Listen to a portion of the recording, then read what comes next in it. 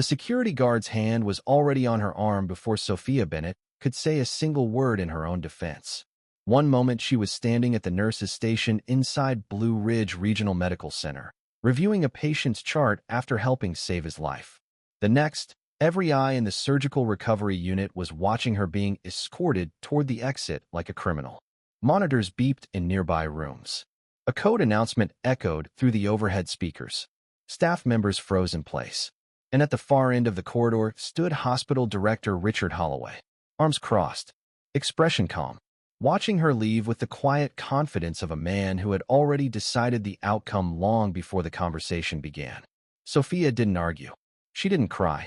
She didn't beg for another chance. She simply picked up the cardboard box waiting for her at the front desk. Waiting. Already packed. As though someone had planned this long before she ever treated that patient. Inside the box were a phone charger, a family photograph, a coffee mug from her first year at the hospital, and 4 years of loyalty reduced to a few personal belongings. Then she walked through the automatic doors and stepped into the cold North Carolina afternoon. Her career was over. Or at least that was what Richard Holloway believed. Because less than 5 minutes later, the sound appeared. A distant rhythm in the sky. Heavy, powerful, unmistakable. Military helicopters. Sofia turned and looked toward the hospital roof as 3 Black Hawks descended from the clouds. She had worked at Blue Ridge Regional Medical Center for 4 years. In all that time, she had never seen military aircraft land there. Not once. Then her phone rang. An unknown number. What the voice on the other end said next would pull Sofia back into the hospital she had just been thrown out of, save the life of a dying soldier, and uncover a conspiracy that powerful people had spent years trying to keep buried. If you want to know what happened next, stay with me until the very end. And while you're here, leave a comment telling me what city you're watching from. I'd love to see how far this story travels. A cold November rain swept across Asheville, North Carolina, turning the Blue Ridge Mountains into dark shadows behind the hospital glass. The security guard's hand was already on Sofia Bennett's arm before she could say a single word in her own defense. One moment, she was standing at the nurse's station inside Blue Ridge Regional Medical Center with a patient chart pressed against her chest. The next, every pair of eyes in the post-surgical recovery ward was watching her being led toward the exit like someone who had stolen from the place instead of given 4 years of her life to it. Monitors beeped behind half-closed curtains. A patient coughed from room 214. Somewhere above them, the hospital intercom announced a code in a calm female voice that made the whole scene feel even more humiliating, because the building kept functioning as though nothing cruel was happening at all. Sofia Bennett did not cry. She did not pull her arm away. She did not raise her voice, though something inside her chest had gone terribly still, like a candle flame trapped under glass. Sofia was 33 years old, medium height, with warm olive skin, deep brown eyes, and dark chestnut hair usually tied in a practical knot at the back of her neck. She had the kind of face people trusted before they knew why. Soft around the mouth, serious around the eyes, gentle when she was listening, almost unreadable when she was hurt. Years of hospital work had trained her to move quickly without seeming rushed, to speak calmly even when fear was climbing the walls, and to notice small things other people missed. A change in breathing, a tremor in a hand, a family member pretending not to panic. She lived alone in a small rented house on the east side of Asheville, close enough to the mountains that fog sometimes crawled across her porch before sunrise. Her parents were gone. Her younger brother, Caleb, lived in Oregon with his wife and 2 children, and Sofia spoke to him every Sunday night because routine, to her, was not boring. Routine was how lonely people built small bridges over silence. For 4 years, Sofia had worked in the post-surgical recovery unit at Blue Ridge Regional Medical Center, a respected hospital with polished floors, blue-tinted windows, and a public reputation cleaner than its private hallways. Patients remembered her because she learned their names. Families trusted her because she explained things without making them feel foolish. Younger nurses followed her because she never embarrassed them in front of doctors. She had the quiet authority of someone who had seen enough pain to stop performing confidence and simply become useful. But Sofia had also learned something dangerous during those 4 years. Hospitals were not always ruled by the people who understood suffering. Sometimes they were ruled by people who understood paperwork. That morning had begun badly before the sun had fully cleared the hills. The post-surgical ward was short 2 registered nurses, 1 respiratory tech, and 1 attending physician who was supposed to be available but had vanished into the mysterious kingdom of unreachable doctors. Sofia had arrived at 5:42 a.m., 12 minutes early, carrying black coffee in one hand and a canvas tote bag in the other. She found the assignment board already bleeding red marker. Room 207 needed wound checks every hour. Room 212 had family members demanding updates. Room 214 had a patient recovering from abdominal surgery who kept trying to stand without help.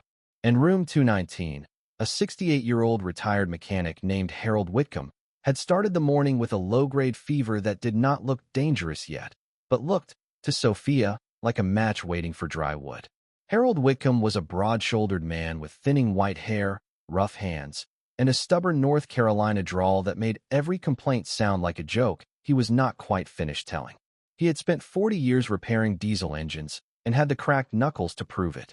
His wife, Martha, a tiny silver-haired woman with bright blue eyes and a cardigan covered in embroidered cardinals, sat beside his bed crocheting badly and worrying beautifully. Harold had undergone surgery 2 days earlier for a complicated bowel obstruction. His chart said he was improving. Sofia's instincts said the chart was telling the truth too slowly. By 8:15 a.m., Harold's temperature had risen. By 9:05, his heart rate was climbing.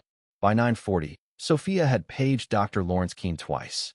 Dr. Keene was the attending surgeon assigned to Harold's case, a tall, narrow man in his late 40s with sandy hair, pale skin, and the impatient expression of someone who believed every interruption was proof of other people's incompetence. He was brilliant in an operating room and famously absent everywhere else. Nurses had a private joke that Dr. Keene could remove a tumor with divine precision, but could not answer a page if heaven itself sent one with a trumpet. Sofia did not dislike him. Dislike required energy. She simply documented around him. At 10:18, Harold's fever hit 103.3. Martha stopped crocheting. "Is that bad?" she asked, trying to smile and failing. Sofia looked at the monitor, then at Harold, whose skin had gone damp and gray beneath the hospital lights. His breathing was still even, but too shallow. His wound site looked slightly warmer than it had 30 minutes earlier. Not dramatic, not obvious, just wrong. Sofia had spent years learning that wrong often whispered before it screamed. "I'm going to take care of it," Sofia said.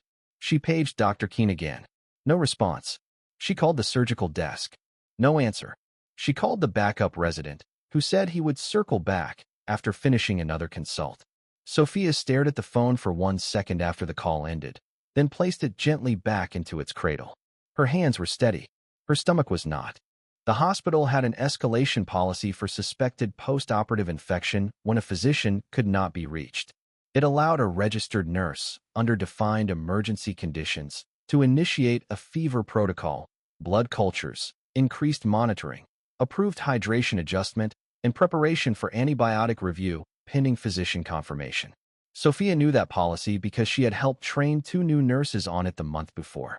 She also knew policies could become weapons when placed in the hands of administrators who cared more about signatures than outcomes. For one breath, she imagined doing nothing. Waiting, documenting, covering herself, letting the fever climb while everyone followed the sacred ritual of proper channels. Then Harold whispered, "Martha, don't look so scared." That decided it. Sofia initiated the fever protocol at 10:26 a.m. She documented every failed contact attempt, every vital sign, every clinical reason for acting. She asked Daphne Miller, the younger nurse on shift, to witness the escalation entry. Daphne was 26, tall and slim, with pale freckled skin, curly red hair that always escaped her bun, and the nervous speed of someone still trying to prove she belonged. She had been a nurse for less than 2 years and admired Sofia with an openness that Sofia found both touching and uncomfortable. Daphne moved fast, learned faster, and apologized too much. Sofia often told her, "You do not need to apologize for taking up space in a room where you are helping people breathe." By 11:15, Harold's fever had stopped climbing. By noon, his blood pressure had stabilized. By 12:30, he was asleep. Martha was holding Sofia's hand with both of hers, and Daphne was looking at Sofia as though she had just watched a lighthouse turn back a storm. "You saved him," Daphne whispered near the medication cart. "I followed policy," Sofia said. Daphne gave her a look. "You followed courage." Sofia almost smiled. "Don't write that in the chart." That was when Richard Holloway entered the unit. He did not arrive loudly. Men like Richard Holloway rarely needed volume. He was 54, tall, polished, silver-haired, and handsome in a severe corporate way, with a square jaw, expensive glasses, and a smile that never seemed to reach his eyes. His skin was lightly tanned year-round, as though even the sun had been scheduled by his assistant. He wore dark suits in a hospital full of scrubs and moved through clinical spaces like a visiting king inspecting land he did not farm. To donors, he was charming. To board members, he was strategic. To nurses, he was a storm cloud in Italian leather shoes. Before coming to Blue Ridge Regional, he had run 2 hospital networks through aggressive restructuring, which was the kind phrase people used when they meant layoffs, silence, and fear wearing a name badge. Holloway stopped at the nurse's station with Sofia's documentation in one hand. Behind him stood Paula Grant from Human Resources, a compact woman in her early 40s with straight black hair, careful makeup, and the exhausted expression of someone who had spent too many years turning other people's misfortune into official language. Paula was not cruel by nature. That almost made her worse. Cruel people could be resisted. Tired people simply handed you the paper. "Sofia Bennett," Holloway said. Not Nurse Bennett. Not Sofia. Her full name, spoken like a charge. Sofia finished signing Harold's chart before turning around. That pause, small as a heartbeat, seemed to irritate him. "Yes, Director Holloway?" His eyes flicked briefly toward Daphne, then toward 2 patients' relatives sitting near the window, then back to Sofia. He wanted witnesses. That told her more than his words did. "I need you to explain why you initiated a modified fever protocol without direct physician authorization." Sofia felt the unit change around her. Daphne went still. Paula looked down at the folder in her hands. Martha Whitcomb, visible through the half-open curtain of room 219, slowly turned her head toward the sound of Holloway's voice. "Mr. Whitcomb's temperature reached 103.3, Sofia said evenly. Dr. Keene was paged 3 times and did not respond. The backup resident was contacted but unavailable. I followed the emergency escalation policy for suspected post-operative infection and documented each step." Holloway lifted the paper slightly. "That is your interpretation." "No," Sofia said. "That is the written policy." A flicker crossed his face. "Not anger. Calculation. You adjusted hydration parameters. Within protocol. You ordered blood cultures. Within protocol. You prepared for antibiotic review. Pending physician confirmation. Also within protocol." Holloway stepped closer. He smelled faintly of expensive cologne and wintergreen mints. "What concerns me, Nurse Bennett, is not simply this isolated incident. It is a pattern." There it was. The word dropped into the room like a coin into a deep well. Sofia looked at him carefully. "What pattern?" "A pattern of independent action. I act when patients are unsafe. You act without understanding institutional risk." For the first time that day, Sofia felt anger rise. Not hot, not wild, cold, clean. The kind that made every detail sharper. Institutional risk. Harold Whitcomb had been burning with fever in room 219, and Richard Holloway had found a way to make the endangered thing the hospital's reputation. Before Sofia could answer, Dr. Keene appeared at the far end of the unit, finally returned from whatever distant planet held his pager hostage. He was still wearing surgical blues and looked annoyed to find drama occurring without his permission. "What's going on?" he asked. Holloway did not look at him. "A protocol violation." Dr. Keene glanced at Sofia, then at the chart. He seemed to understand quickly, which meant he had not been unreachable because he was ignorant. He had been unreachable because everyone had allowed men like him to be. "If this is about Whitcomb, he's improving," he said. "That is not the issue," Holloway replied. "It tends to be the issue in medicine," Sofia said quietly. Daphne made a tiny sound that might have been fear or admiration. Holloway turned his full attention back to Sofia. "You are being placed on administrative suspension effective immediately." The words did not strike her at first. They entered the room and stood there, waiting to be believed. Paula Grant opened the folder. Her hands trembled very slightly as she removed a document. "Sofia," she said, softer than policy allowed. You'll need to sign acknowledgement of receipt. Daphne stepped forward, but she saved him. Holloway's eyes moved to her. Nurse Miller, return to your duties. Daphne flushed. Mr. Whitcomb could have. Sophia, Holloway said, not raising his voice. Control your trainee. That did it. Something in Sophia's face changed. Not dramatically. She did not shout. She did not move closer. But even Holloway seemed to understand he had touched something that did not belong to him. Daphne is not mine to control, Sophia said. She is a nurse, and she is telling the truth. For half a second, the whole ward seemed to hold its breath. Then Holloway nodded toward the corridor. A security guard appeared. His name was Aaron Pike. He was 29, broad-shouldered, with dark brown skin, close-cropped hair, and kind eyes that made him look younger than he was.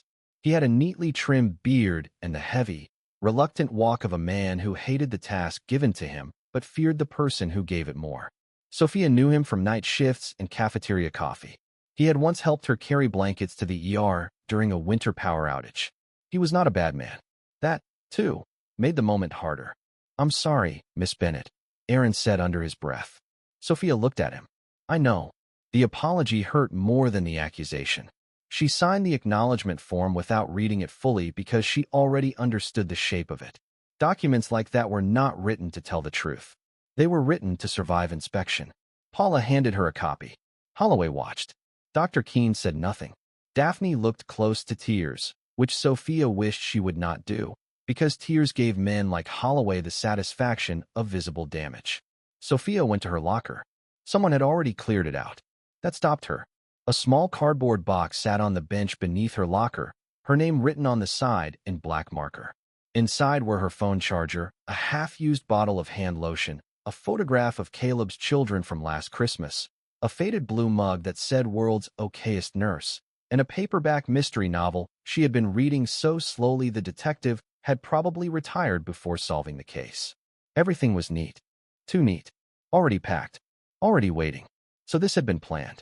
The thought landed in her chest with a weight deeper than humiliation. Richard Holloway had not reacted to what happened with Harold Whitcomb. He had been waiting for something he could use. That meant the morning had not created his decision. It had merely provided his excuse. Sophia picked up the box. As Aaron escorted her back through the ward, patients watched from doorways. Some looked confused. Some embarrassed. Martha Whitcomb stood outside room 219 with one hand covering her mouth. Harold slept behind her, alive because Sophia had chosen not to wait. Martha started to step forward, but Sophia gave the smallest shake of her head. Do not make yourself a target, that gesture said.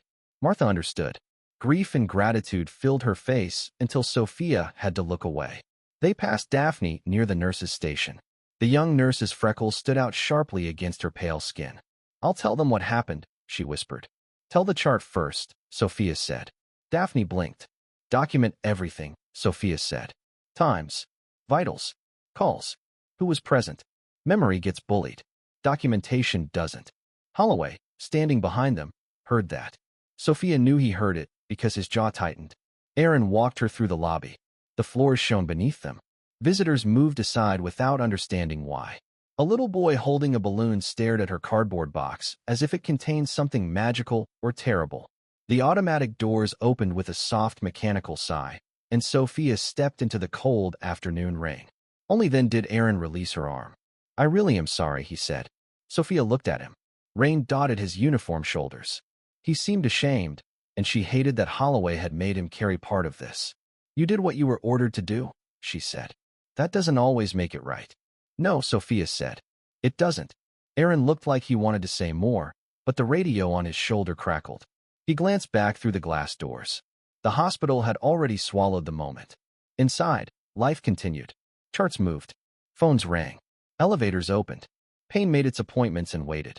Sophia walked to the edge of the covered entrance and stopped. Blue Ridge Regional Medical Center rose behind her, 6 stories of glass and stone against the gray mountain sky. She had entered that building thousands of times in darkness and left it after sunrise, smelling of antiseptic, coffee, and other people's fear. She had held hands with dying patients when families could not arrive in time. She had laughed in supply closets with exhausted nurses over terrible vending machine sandwiches. She had missed birthdays, holidays, church services, dinners, and sleep because someone always needed one more shift covered. And now for years fit inside a cardboard box. For the first time, Sofia allowed herself to feel the full force of what had happened. Not just fear for her job, not just anger at Holloway. Something older, something she rarely let herself touch.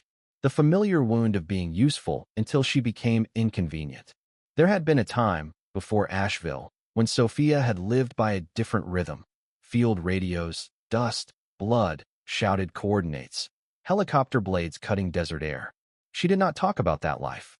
At Blue Ridge Regional, most people knew only that she had worked out west before moving to North Carolina. That was not a lie. It was simply a door with most of the house hidden behind it. She had come to Asheville to become ordinary, to be a nurse with a garden, a coffee mug, a Sunday phone call, and a life small enough that no one came looking for her in a crisis. She almost laughed at the cruelty of that hope. The rain softened for a moment. Mist dragged itself over the mountain ridge beyond the hospital. Sofia shifted the box against her hip and started toward the staff parking lot. Then she heard it. At first, it was only a vibration under the rain, a deep, rhythmic thudding that seemed to come from the bones of the sky. Sofia stopped walking. Her body recognized the sound before her mind gave it a name. Her shoulders lowered half an inch. Her breath changed. Not fear. Not exactly. Memory. Rotor blades. Heavy aircraft. More than one. She turned slowly toward the north ridge. The clouds split. The first Black Hawk appeared low over the tree line, dark and massive, descending fast toward the hospital roof. A second followed close behind. Then a third, larger medical transport helicopter came through the gray afternoon like some iron angel dragging urgency in its wake. People at the entrance began pointing. A visitor dropped her umbrella. Aaron Pike stepped out from the lobby doors, radio already in hand, staring upward with his mouth slightly open. Blue Ridge Regional had a rooftop landing pad for civilian trauma flights. Sofia had seen air ambulances arrive before. Small helicopters, controlled transfers, rural accidents, highway crashes. But this was different. Military aircraft did not land here. Not three of them. Not with that formation. Not with that speed. The first Black Hawk touched down hard enough that Sofia could feel the vibration through the pavement. The second circled once, then dropped beside it. The medical transport hovered, waiting for space, its side door already sliding open before the skids fully settled. Sofia stood in the rain with her cardboard box in her arms and watched figures in military gear move across the rooftop. Even from the parking lot, she could see the urgency. A stretcher, then another. Men running low beneath the rotor wash. Someone signaling toward the ICU elevator access. Whatever had arrived was not routine. Something inside Sofia, something she had spent years trying to quiet, opened one eye. Aaron's radio crackled loudly behind her. She caught only pieces through the rain and rotor thunder. Military transfer, critical condition, direct to ICU, command escort. Sofia looked down at the cardboard box. Her life as a nurse at Blue Ridge Regional was supposed to have ended 3 minutes ago. But on the roof above her, something was beginning. And though she did not know it yet, inside that military transport was a man whose first conscious request would not be for the attending surgeon, not for the hospital director, not for any specialist in the building. It would be for Sofia Bennett, the nurse they had just thrown out. Sofia Bennett did not drive home immediately after the helicopters landed. She sat in her old gray Toyota at the far end of the staff parking lot, the cardboard box on the passenger seat beside her, and watched the roof of Blue Ridge Regional Medical Center as though the building had suddenly become a living thing. Rain tapped lightly against the windshield. Above the hospital, the rotors slowed but did not stop completely, their deep mechanical thunder rolling across the pavement and through her chest. The sound brought back memories she had spent years folding into silence. Not clear memories, not yet. Just fragments. Dust in the throat. Red light inside a transport bay. A voice shouting for pressure dressings. The smell of fuel and blood warming under desert heat. Sofia closed her eyes for one breath, then opened them again because the past had no right to take the present from her. Not today. Not when her career had just been placed in a cardboard box. Her phone buzzed once on the seat beside her. She looked down, expecting Daphne or maybe her brother Caleb. Instead, it was an unknown number with a Kentucky area code. Sofia stared at it until the screen went dark. Then it rang again. This time she answered. Sofia Bennett, she said, her voice flatter than she felt. The voice on the other end was male, low, controlled, and carried the clipped discipline of someone used to giving information only after deciding exactly how much the listener needed. Miss Bennett, my name is Major Nathan Walker, United States Army Medical Corps. I'm currently at Blue Ridge Regional Medical Center. We have a patient in critical condition who has requested you by name. Sofia did not speak. Her fingers tightened around the phone. Outside, two soldiers moved across the roof behind the low wall of the landing pad, their shapes blurred by rain. Miss Bennett, the voice asked. I'm here, Sofia said. Who is the patient? There was a pause, not long, but long enough for her to know the answer would matter. Lieutenant Colonel Marcus Reed. The name did not strike her like thunder. It struck her like a key turning in a lock she had pretended did not exist. Marcus Reed. She had not heard that name spoken aloud in 5 years. For a moment, the hospital parking lot disappeared. She saw a younger man in desert fatigues, black hair matted with sweat, one cheek streaked with dust, standing over a wounded corporal and refusing to leave until every last person had been loaded. She saw his hand gripping her shoulder after a field evacuation, his voice rough from smoke and command. You kept them alive, Sofia. Don't you dare pretend that was nothing. Then the memory snapped closed. Sofia swallowed. Is he conscious? She asked. Major Walker's answer came carefully. In and out. He was asking for you during transport. He repeated your name several times before sedation. His condition is unstable. Sofia looked toward the automatic doors where, less than 15 minutes earlier, Aaron Pike had escorted her out under Holloway's order. Major, I'm no longer on active staff at Blue Ridge Regional. I was informed there was an administrative complication. That is a polite way to describe being suspended and walked out by security. Silence. Then Major Walker's voice changed. Not louder. Harder. When did that happen? Less than half an hour before your helicopters landed. The silence that followed was no longer professional. It was mathematical. A man on the other end adding facts together and disliking the sum. Major Nathan Walker was 41 years old, though exhaustion had carved another decade into the fine lines beside his eyes. When Sofia would see him a few minutes later, she would notice his height first, a lean 6'2" with the rangy build of someone who had spent more years moving through field hospitals than sitting behind desks. His hair was dark blonde, cut close at the sides, threaded with early gray near the temples. His face was narrow, weather-browned, and angular, with a scar crossing the bridge of his nose that looked old enough to have become part of his expression. He was not handsome in an easy way. He was the kind of man who looked more reliable than charming. People trusted him because he seemed too tired to lie and too disciplined to panic. Years of military medicine had made him direct, but not cruel. He had learned long ago that softness without clarity could kill a patient, and clarity without compassion could kill whatever remained afterward. What exactly is wrong with Marcus? Sofia asked. Severe thoracic trauma following an incident during training movement outside Fort Campbell, Walker said. He was stabilized in Kentucky, transferred to a military surgical team, then diverted here when his pressure dropped during transport. We needed the closest trauma-capable facility with an ICU and landing capacity.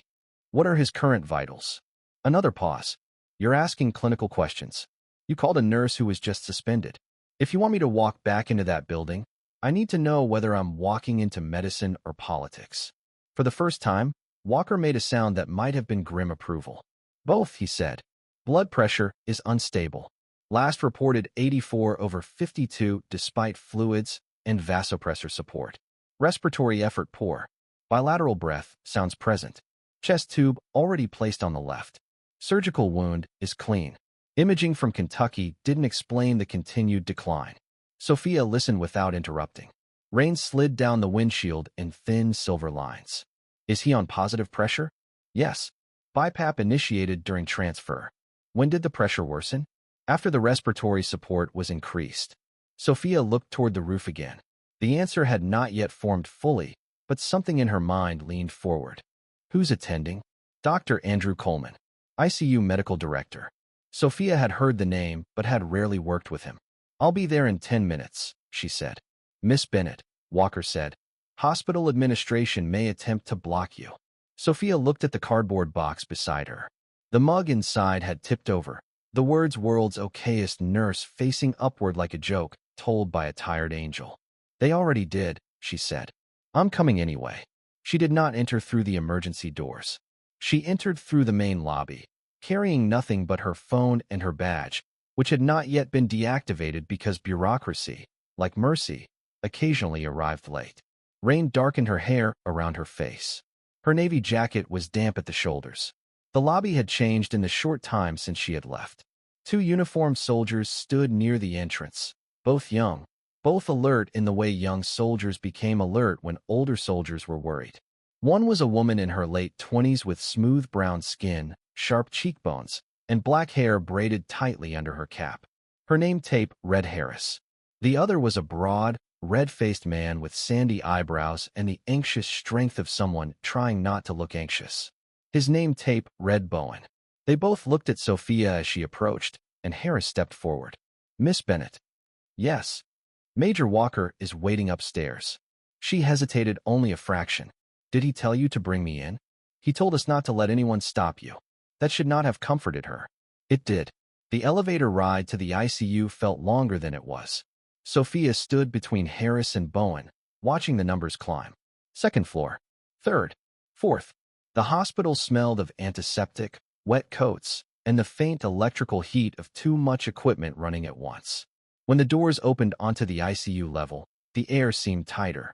Staff moved quickly, not with ordinary urgency, but with the controlled fear of people who knew an important patient was declining and that important people were watching.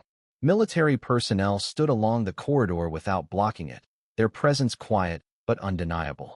Blue Ridge Regional had seen trauma before. It had seen grief, anger, lawsuits, overdoses, pileups, and families collapsing into chairs at 3 in the morning. But this was different. This was the outside world entering the hospital with boots on. Major Nathan Walker waited near the nurse's station. Sofia recognized his voice before she had fully studied his face. He turned when he saw her, and in that first assessing glance, she understood that he was not merely looking at the woman Marcus Reed had requested. He was looking for evidence. Was she steady? Was she frightened? Was she worth the fight he had already begun downstairs? Whatever he saw seemed to satisfy him enough. Miss Bennett, he said. Major Walker. They shook hands. His grip was firm, but not performative. Thank you for coming. Don't thank me yet. His mouth twitched once, almost a smile, then vanished. Director Holloway has objected to your presence. Of course he has. He's on his way up. Then he can walk quickly. Walker studied her for half a second longer. You know, Reed. It was not a question. Sofia looked past him toward the ICU doors. Through the glass, she could see a room full of motion, nurses, monitors, a respiratory therapist adjusting tubing, a doctor leaning over a chart.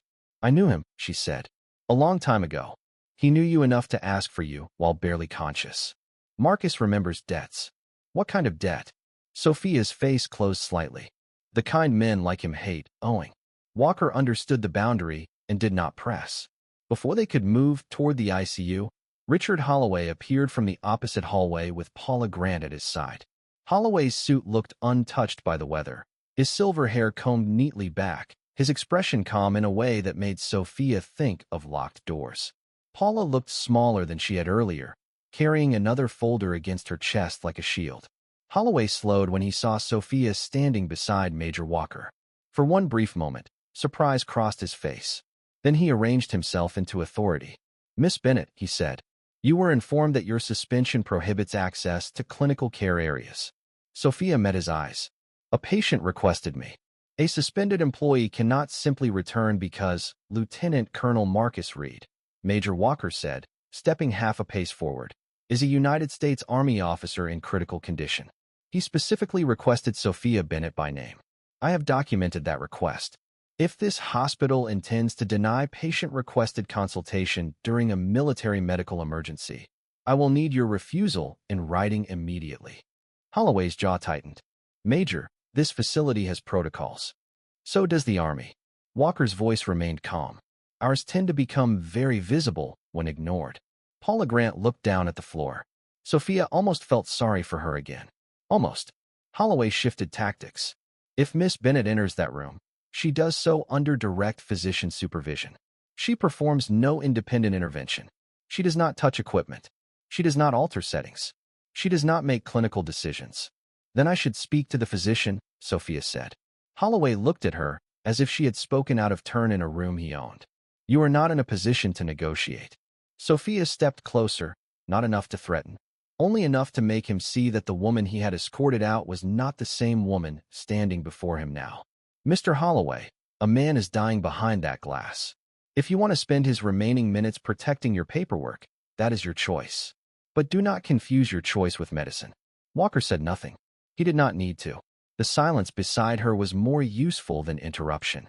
The ICU doors opened, and a man in a white coat stepped into the hallway. Dr. Andrew Coleman was in his late 50s, tall but slightly stooped from decades spent bending over bedsides and charts. He had thick gray hair, deep-set hazel eyes, and a neatly trimmed beard that softened an otherwise stern face. His complexion was pale, almost sallow under fluorescent light, and his hands were long, elegant, and restless, the hands of a physician who thought through touch as much as language. He had a reputation for being difficult, but not careless. Sofia knew the type. Doctors who were difficult because they were proud were dangerous. Doctors who were difficult because they were carrying too much responsibility were survivable. Coleman looked like the second kind, though barely. Are you Sofia Bennett? He asked. Yes.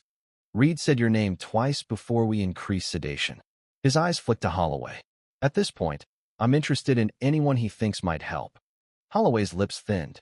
Dr. Coleman, I must remind you, Richard, Coleman said without looking at him. Unless you can raise his blood pressure by finishing that sentence, stop talking. For the first time that day, Sofia almost smiled. Coleman turned and walked back into the ICU. Sofia followed before Holloway could recover. Inside, the room was bright, loud, and crowded in the way critical rooms became crowded when every machine had an opinion. Lieutenant Colonel Marcus Reed lay in the bed beneath layers of tubing and monitoring lines. Even injured, even sedated, he seemed built from stubbornness. He was 45, broad-shouldered, with a square face, black hair cut short, and a close beard darkened with gray along the jaw. His skin had the weathered tan of a man who had spent half his life outdoors in bad conditions. A faded scar ran from the corner of his left eyebrow toward his temple, and another disappeared beneath the collar of his hospital gown. He looked older than Sofia remembered, not weaker, exactly, but worn down by command, injury, and years of carrying other people out of places where no one should have survived. His mouth was slack from medication. His lashes rested against bruised skin. The monitor above him told a story no one in the room liked. A respiratory therapist stood near the head of the bed. She was a short, muscular woman in her 30s with golden brown hair tucked under a surgical cap, sharp green eyes, and the no-nonsense posture of someone who had fought many losing battles against bad lungs and won enough to stay arrogant. Her badge read Lena Ortiz, RRT. Pressure's still low, she said to Coleman. 82/50. Saturation holding at 91 with support, but he's working harder than he should be. The ICU nurse beside her was an older black man named Samuel Price, maybe 60, with broad hands, a shaved head, and calm eyes behind rectangular glasses. He moved with the unhurried precision of someone who had seen panic ruin more patients than disease. Urine output's dropping, Samuel added. Not dramatically yet, but enough. Coleman handed Sofia the chart without ceremony. Read fast. She did. The room narrowed to numbers, times, interventions, responses. Marcus had sustained blunt and penetrating thoracic trauma during a vehicle rollover connected to a training convoy incident. Left-sided chest injury treated. Chest tube functioning. No obvious ongoing bleed. No major cardiac injury detected. Blood pressure dropping despite fluid support and pressors. Respiratory support increased during transfer, then increased again after arrival. Each increase was followed by a small but measurable pressure decline. Not enough for a dramatic headline. Enough for a pattern. Sofia looked up. When did his right side chest movement change?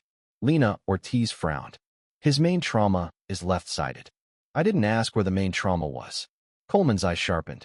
Samuel Price glanced from Sofia to the patient and then moved closer to the bedside, as though quietly deciding she might be worth listening to. Sofia stepped to Marcus's right side. May I assess? Coleman hesitated. Holloway, visible through the glass outside, watched like a judge waiting for a mistake. Under my supervision, Coleman said. Go. Sofia placed one hand lightly along Marcus's lower rib cage, then watched the movement of his chest against the machine-supported rhythm. She did not rush. Her face became still in a way Walker, standing just inside the door, recognized immediately, though he had never seen it before. It was the stillness of someone entering a room inside herself where fear was not invited. She checked breath sounds. She watched the abdominal movement. She adjusted her angle, then looked at the monitor again. His right hemidiaphragm isn't coordinating, she said. Coleman blinked. Diaphragmatic dysfunction? Paradoxical motion, possibly aggravated by the pressure support. The higher settings are making him fight the machine. His respiratory effort and the pressure support are working against each other, and every increase is worsening venous return. That's why the blood pressure keeps dropping. Lena Ortiz stared at the ventilatory settings, then at the patient's chest. Her expression changed first from skepticism to irritation, then from irritation to interest. That would explain why oxygenation didn't crash, but pressure did, she said slowly. Coleman looked at the chart again. It's uncommon. So is a soldier asking for a suspended nurse by name, Sofia said. But here we are. Samuel Price made a sound low in his throat that might have been a laugh if the room had allowed humor. Coleman did not smile. He was reading the trend. His pride wrestled with the evidence for 3 visible seconds. To his credit, evidence won.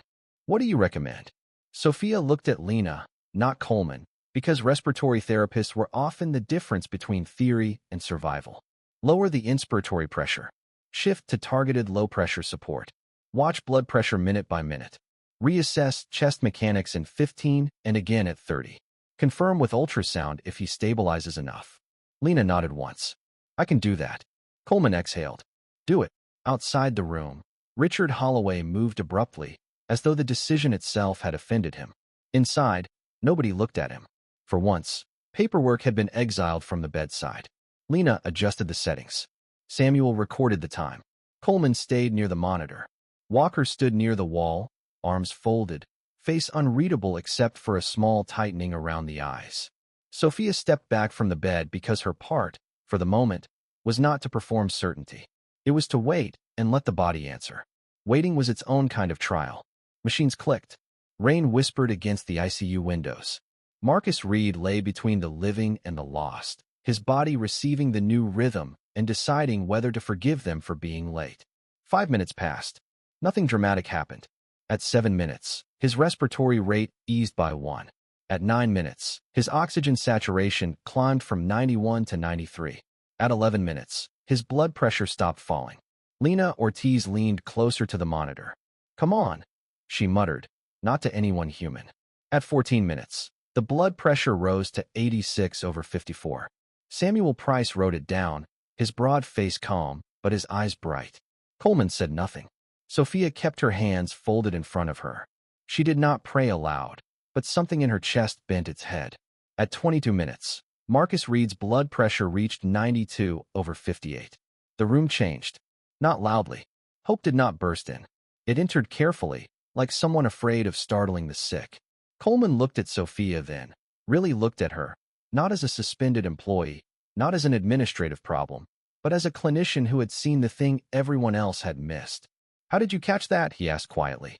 Sofia looked at Marcus, at the scar near his temple, at the chest rising now with less struggle.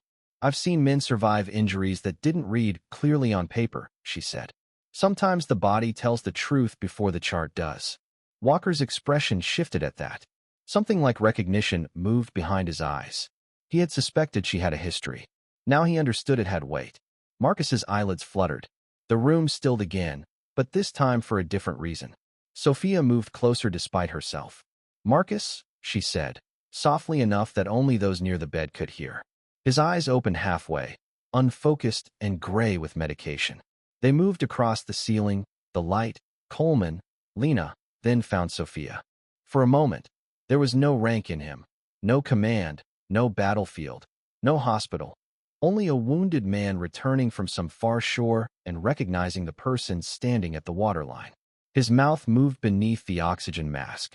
Sofia leaned closer, but the words did not come clearly yet. Not enough. Not this time. Coleman raised a hand. Don't push him. He's still too sedated. Sofia nodded and stepped back, though every part of her wanted to stay where he could see her. Marcus's eyes closed again, but his blood pressure continued to rise. Slowly, stubbornly, like a man climbing uphill in the dark because he had promised someone he would make it back. Walker came to stand beside Sofia near the foot of the bed.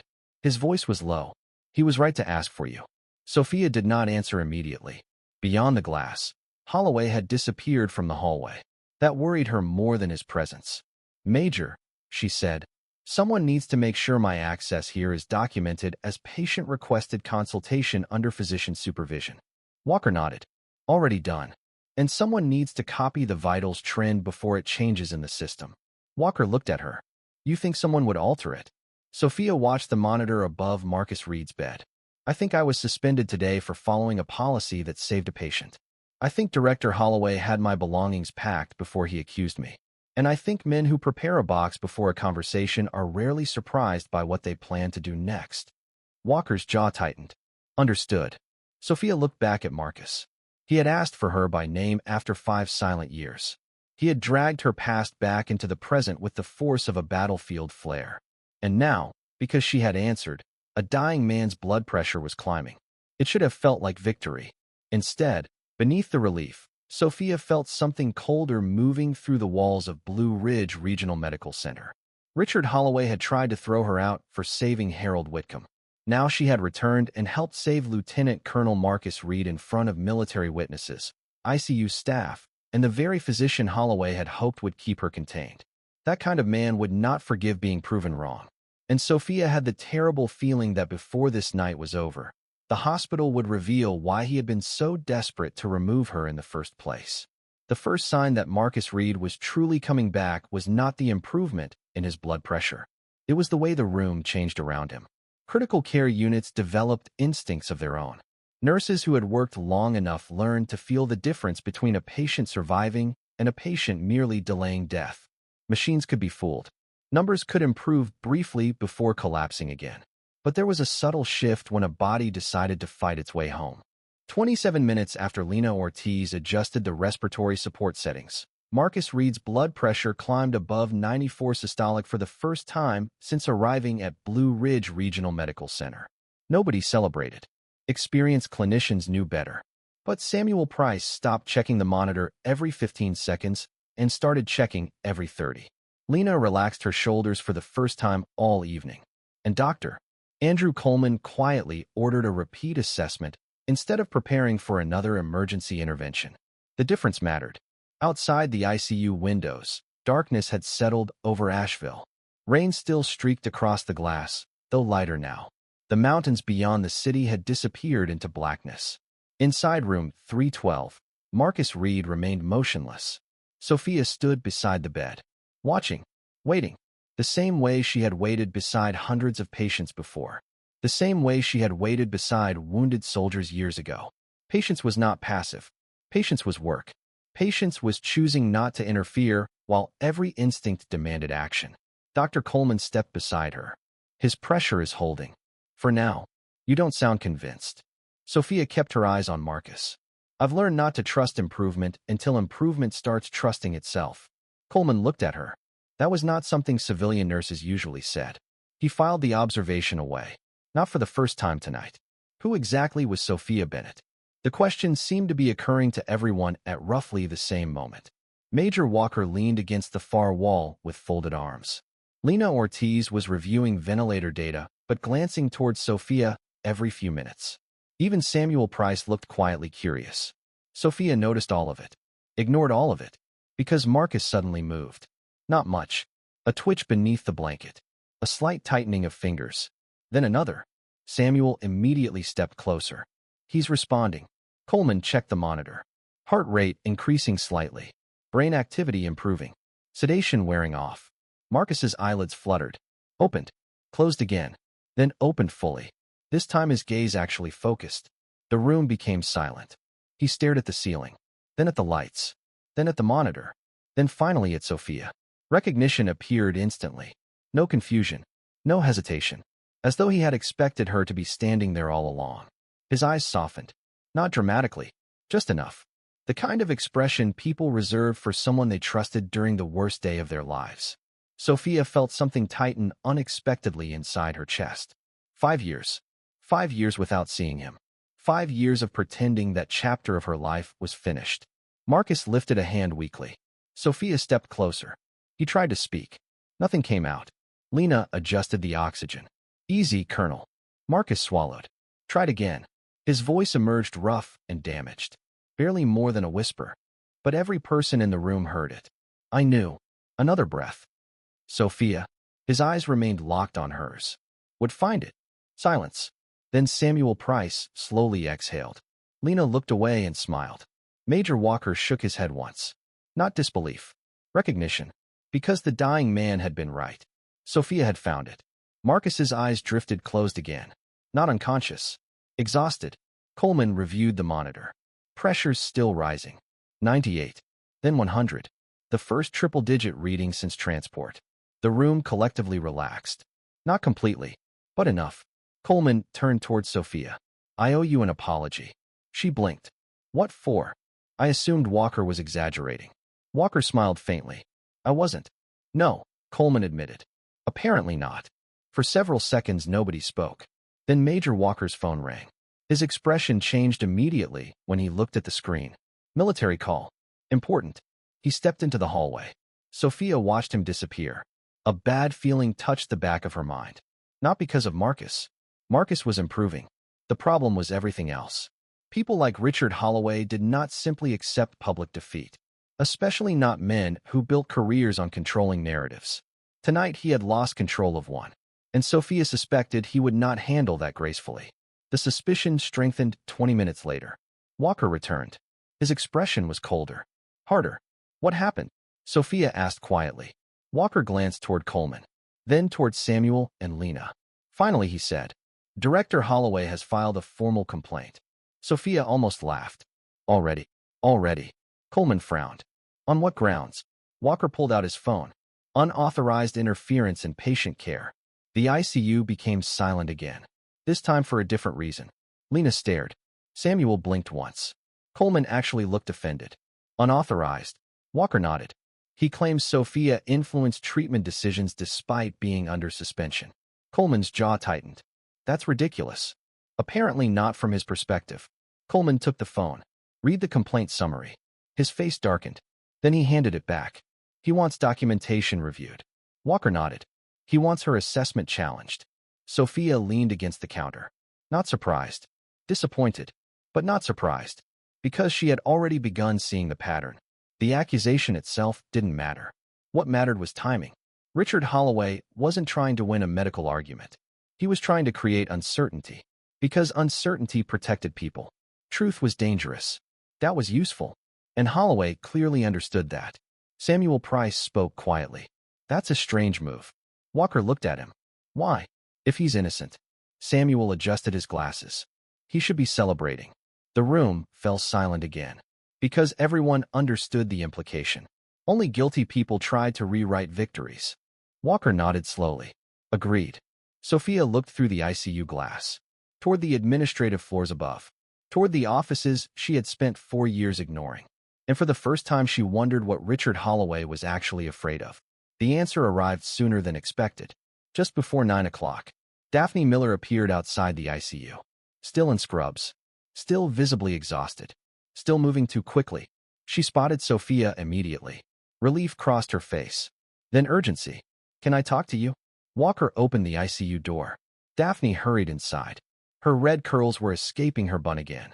Freckles stood out sharply against pale skin. And she looked terrified. What happened? Sofia asked. Daphne lowered her voice. I found something. Those 4 words changed everything. Sofia felt it instantly. Walker did too. What kind of something? Daphne looked around. Then produced several folded pages. Photocopies. Hospital records. I wasn't looking for it. Nobody ever was. Looking for what? Walker asked. Daphne swallowed. The patient from this morning. Harold Whitcomb. Sofia immediately understood. The billing records. Daphne nodded. Something felt wrong. Walker stepped closer. What exactly? Daphne handed over the papers. Sofia unfolded them. Read quickly. Then read again. Because she couldn't believe what she was seeing. Charges didn't match treatment. Medication codes were altered. Military reimbursement categories appeared attached to civilian services. Small discrepancies. Easy to miss. Individually meaningless. Collectively alarming. Coleman moved closer. What am I looking at? Walker answered first. Potential fraud. Daphne nodded nervously. I thought maybe I misunderstood. Sofia kept reading. No. Her voice had become very quiet. You didn't misunderstand. Walker took the papers.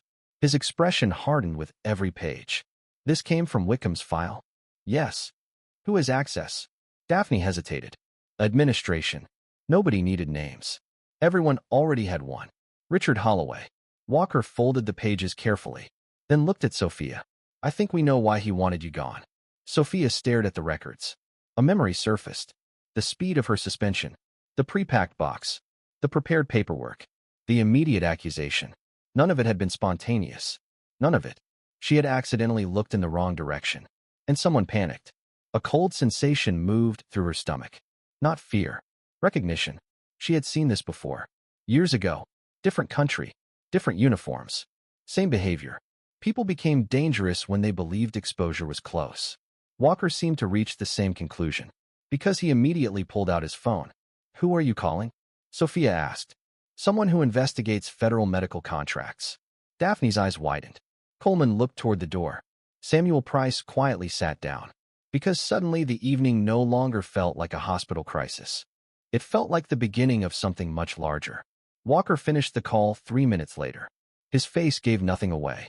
But his voice did. They're interested. How interested? Walker met Sofia's eyes. Very. Nobody spoke after that.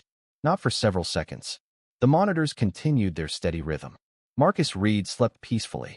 Rain tapped softly against the windows. And somewhere above them, several floors higher, Richard Holloway sat in his office believing he was still controlling events. Sofia suspected that illusion would not survive much longer. She walked back to Marcus's bedside, looked down at him, the soldier who had asked for her, the soldier who had dragged her back into a hospital she had just been thrown out of, the soldier whose arrival had accidentally exposed something much darker than a wrongful suspension. Marcus opened one eye. Barely. You look worried. His voice sounded terrible. Sofia smiled despite herself. You should be asleep. Probably. You almost died. Marcus considered that, then shrugged slightly. A difficult movement. Not my favorite day. Sofia laughed. The first genuine laugh she had managed all evening. Marcus smiled faintly. Then his expression became serious. Something's wrong. It wasn't a question. Sofia studied him. Still observant. Still reading rooms. Even injured. Especially injured. What makes you think that? Because you only get that look when someone dangerous is lying. The smile disappeared from Sofia's face. Marcus noticed, and immediately knew he was right. He closed his eyes again, breathing easier now. Stronger. Tell me tomorrow. Sofia adjusted his blanket. Get some sleep. Tomorrow. Tomorrow. Marcus nodded. Within minutes, he drifted back into sleep. The monitors remained steady.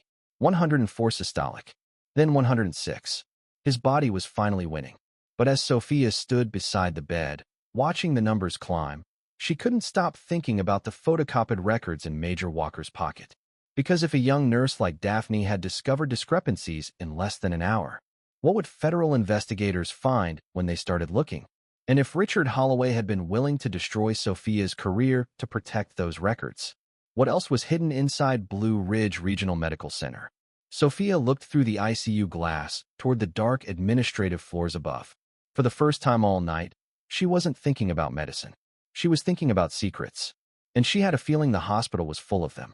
Marcus Reed was no longer dying, but the ICU still treated him as if death might be hiding nearby, waiting for someone to become careless.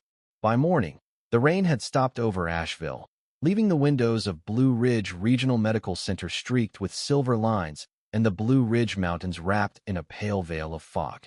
The hospital looked peaceful from the outside, almost holy in the soft light.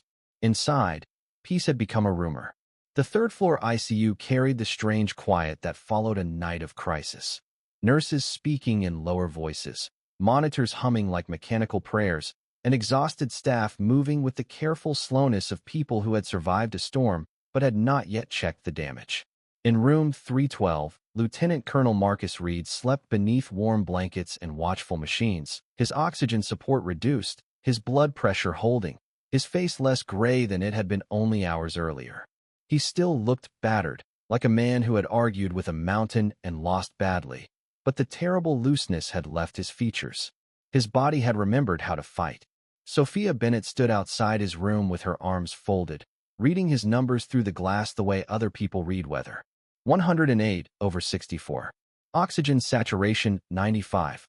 Respiratory rate 19. Not perfect, but no longer falling. She had been at the hospital for most of the night, though technically she did not work there anymore, and that absurdity sat in the back of her mind like a thorn she had not yet had time to remove.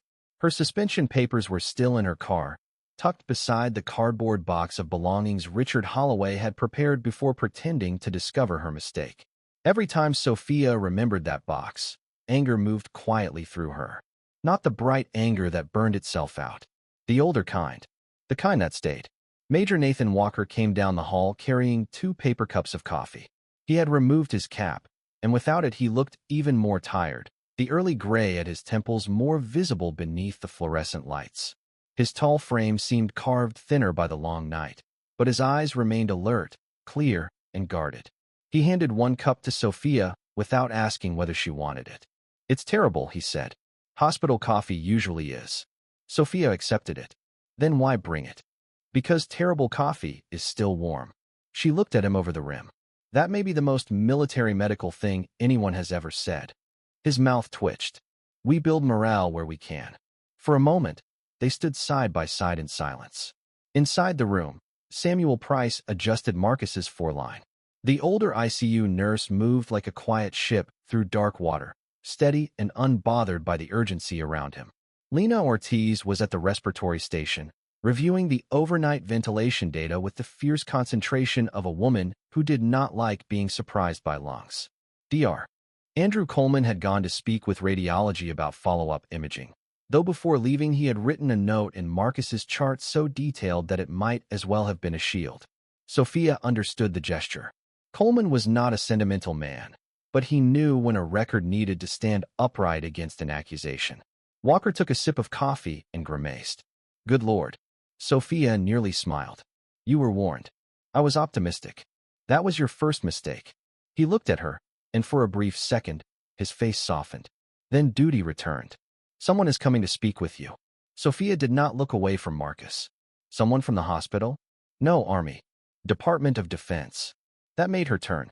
"About Marcus?" Walker held her gaze. "About Marcus. About Holloway. And about you." Sofia said nothing. Walker continued carefully. "Her name is Rachel Monroe. She's a federal investigator attached to Defense Health Oversight. She has been involved in a quiet review of Blue Ridge Regional for more than a year." Sofia's fingers tightened around the paper cup. "A year. That's what I was told. And nobody thought to mention that before I was escorted out yesterday. I didn't know before last night." Sofia studied him, measuring the truth of that. She believed him, not because she trusted easily, but because Nathan Walker looked like a man who disliked being left out of useful information even more than she did. "Why is she coming now?" Sofia asked. Walker glanced toward Marcus's room. "Because your suspension, Reed's arrival, and Daphne's copies of those billing records may have connected several threads that were still separate yesterday morning." "Threads around Holloway?" "Yes." He paused. "And around your past." The coffee suddenly felt too hot in Sofia's hand. She turned back toward the glass. Marcus slept on, unaware that his request for her had opened doors she had sealed years ago. Sofia had built her civilian life carefully, one quiet habit at a time. She had learned which grocery store was least crowded on Thursdays. She had planted rosemary near her kitchen window because it survived neglect better than flowers. She had memorized the old ladies who came into the hospital with casseroles for sick husbands and the men who pretended not to be afraid of surgery. She had learned how to be known without being seen too deeply. And now a federal investigator was coming to discuss the part of her life she had buried under paperwork, silence, and distance. "I don't talk about that period," Sofia said. Walker's voice was low. "I know." "No, Major. You don't." He accepted the correction without offense. "You're right. I don't." That helped more than an apology would have. Sofia looked at him then, really looked. Beneath the military discipline, beneath the controlled posture and clipped sentences, there was a kind of restraint that did not come from indifference. It came from experience. Walker had seen people survive things that made questions feel like trespassing. He would ask if the mission required it, but he would not pretend curiosity was kindness. At 9:17 a.m., Rachel Monroe arrived on the ICU floor. She did not look like Sofia expected. Federal investigators, in Sofia's imagination, were either stiff men with briefcases or sharp women with cold voices. Rachel Monroe was neither exactly. She was 52 years old, tall and spare, with dark brown skin, close-cropped silver-streaked hair, and a face composed of clean lines and watchful eyes. She wore a charcoal blazer over a navy blouse, practical black shoes, and no jewelry except a simple wedding band. Her posture was straight but not rigid. She moved with calm authority, the kind that did not need to announce itself because rooms adjusted around it naturally. There was something almost maternal in the patience of her expression, but not softness. Rachel looked like a woman who had comforted grieving families, interrogated liars, and learned to do both without changing her tone. Her eyes were the most memorable thing about her, dark, steady, and painfully observant. Beside her walked a younger man carrying a leather folder. He was in his early 30s, compact and athletic, with light brown hair, a trimmed beard, and a slightly restless expression. His suit fit well, but looked uncomfortable on him, as though he would rather be in field gear or rolled-up sleeves. Rachel introduced him briefly as Agent Miles Carver. Miles nodded to Sofia with professional politeness. He had bright blue eyes, a square jaw, and the quick scanning habits of someone who checked exits without thinking. He was not the kind of man who dominated a room. He was the kind who quietly remembered where everything was. Rachel stopped in front of Sofia. "Miss Bennett." Her voice was warm, but only at the edges. "I'm Rachel Monroe. I was told. I imagine you were told very little." Sofia did not answer. Rachel accepted that. "Lieutenant Colonel Reed's condition?" "Improving," Sofia said. "Still critical, but no longer actively declining." Rachel looked through the glass toward Marcus. Something human passed across her face. Respect, perhaps. Recognition. "Good," she said. "He has survived enough for one lifetime." Sofia studied her. "You know him?" "By reputation. And by file." Rachel turned back. "I also know you by file." Sofia's expression did not change, but something inside her shut a door. Rachel noticed. "I don't intend to ambush you in the hallway." That's usually what people say right before doing it. Miles Carver looked down quickly, hiding what might have been a smile. Rachel's mouth curved only slightly. "Fair point. There's a consultation room nearby. 5 minutes first. More later if you agree." "Am I required to?" "No," Rachel held her gaze. "But I think you'll want to understand why yesterday happened." That was the sentence that moved Sofia. Not because she wanted to revisit her past. Because she wanted to know why Richard Holloway had been ready with a box.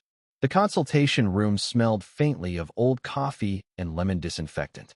It had a round table, for chairs, a tissue box, and no windows. Hospital rooms like that always felt to Sofia like places where hope went to be translated into bad news. Rachel sat across from her. Walker stayed near the door after Sofia glanced at him and did not ask him to leave. Miles Carver remained standing, folder held against his side. Rachel placed a document on the table, but did not slide it forward yet. "Before Asheville," she said, "you served as a combat medic attached to a Special Operations Medical Support Unit operating in Afghanistan." Sofia looked at the table. That record was sealed. Parts of it were sealed. Parts were buried. "There's a difference?" "A large one." Rachel opened the folder. "Sealed means protected for a reason.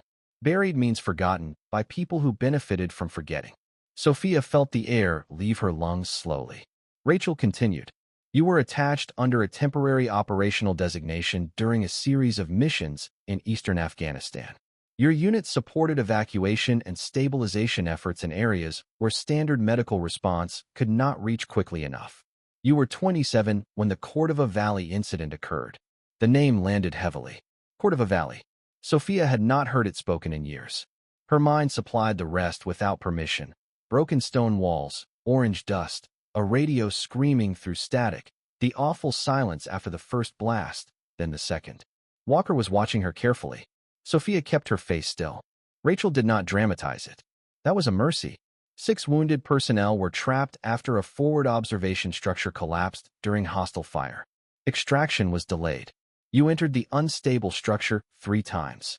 You stabilized all 6 using limited field supplies, improvised chest seals, and pressure management techniques later cited in 2 medical after-action reports.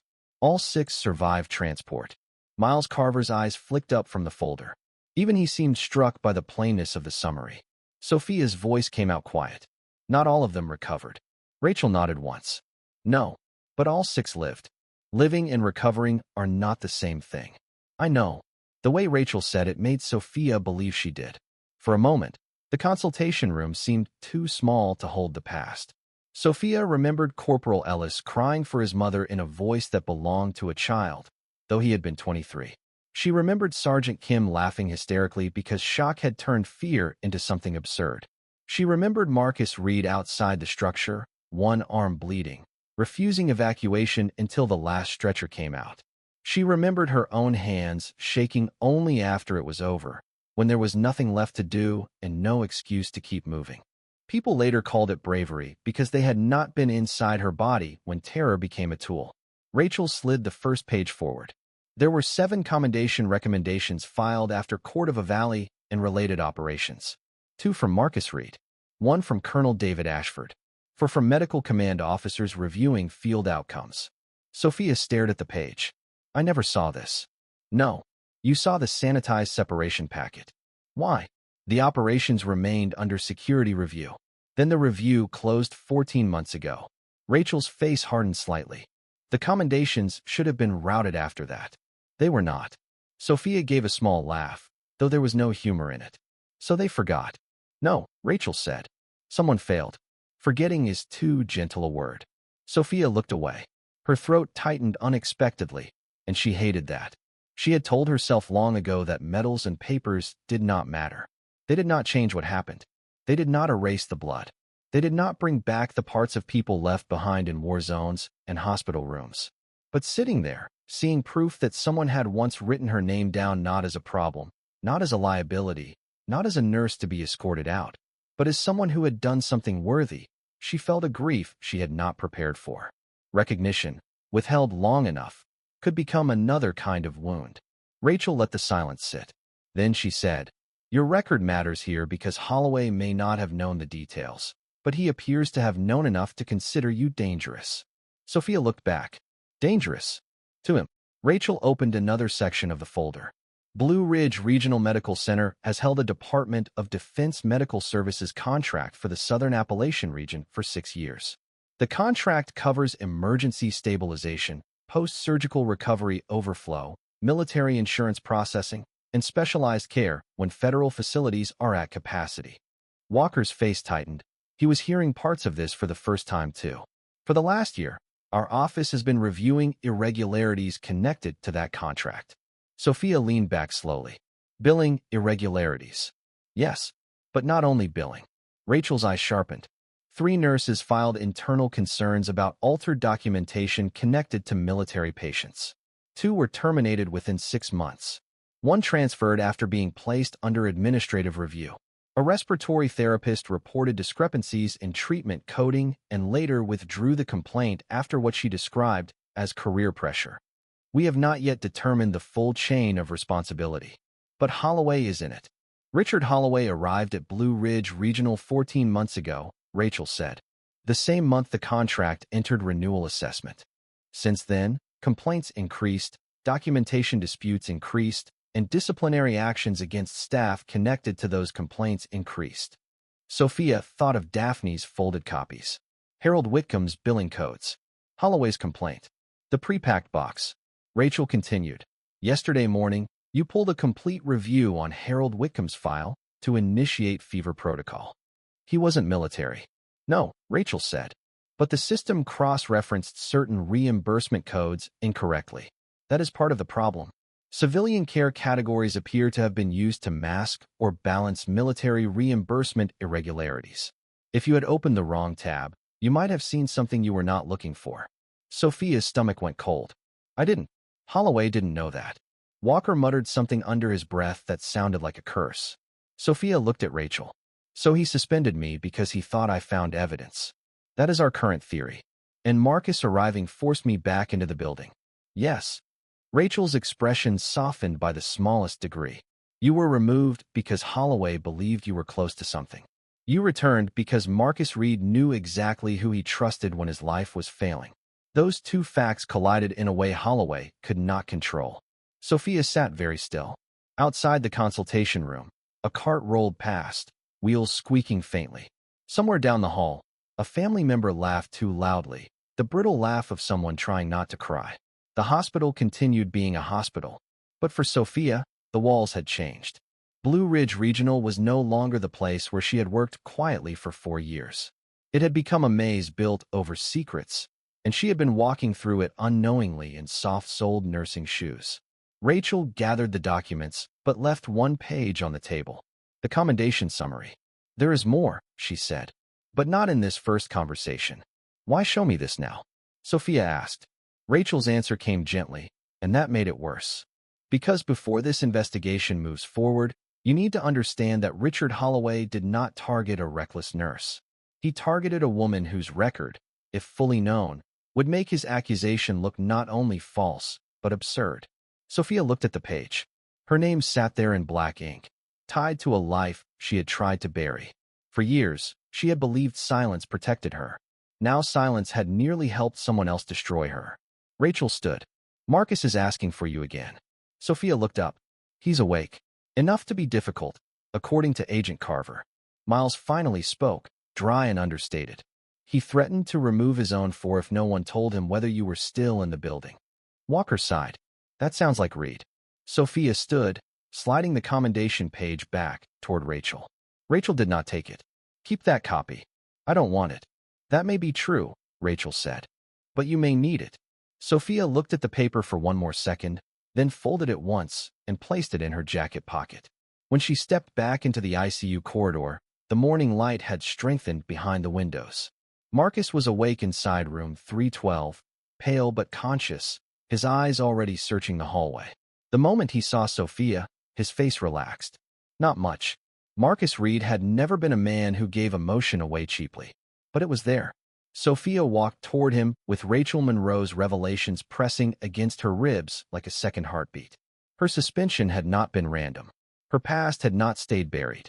And Richard Holloway, in trying to remove her, may have accidentally awakened the one person in Blue Ridge Regional Medical Center who knew how to survive a battlefield when the enemy was hiding in plain sight. Marcus Reed was awake enough to be stubborn. That was how Sofia knew he was improving. He lay propped against the pillows in room 312, pale beneath the bruising along his jaw and collarbone, oxygen still running beneath his nose, one arm taped with 4 lines, and the other resting stiffly against his ribs, as if even breathing had become a negotiation. But his eyes were clear. Tired, yes. Clouded by pain medication, yes. Still, beneath all of it, Marcus Reed had returned to himself. He watched Sofia enter the room with the careful focus of a soldier who had learned that the smallest detail in a room could become important. You look like someone handed you a ghost, he said. Sofia stopped beside his bed. You are supposed to be resting. I am resting. I'm insulting people from a horizontal position. That's practically medical compliance. Despite herself, Sofia smiled. It was small, but Marcus noticed. He had always noticed.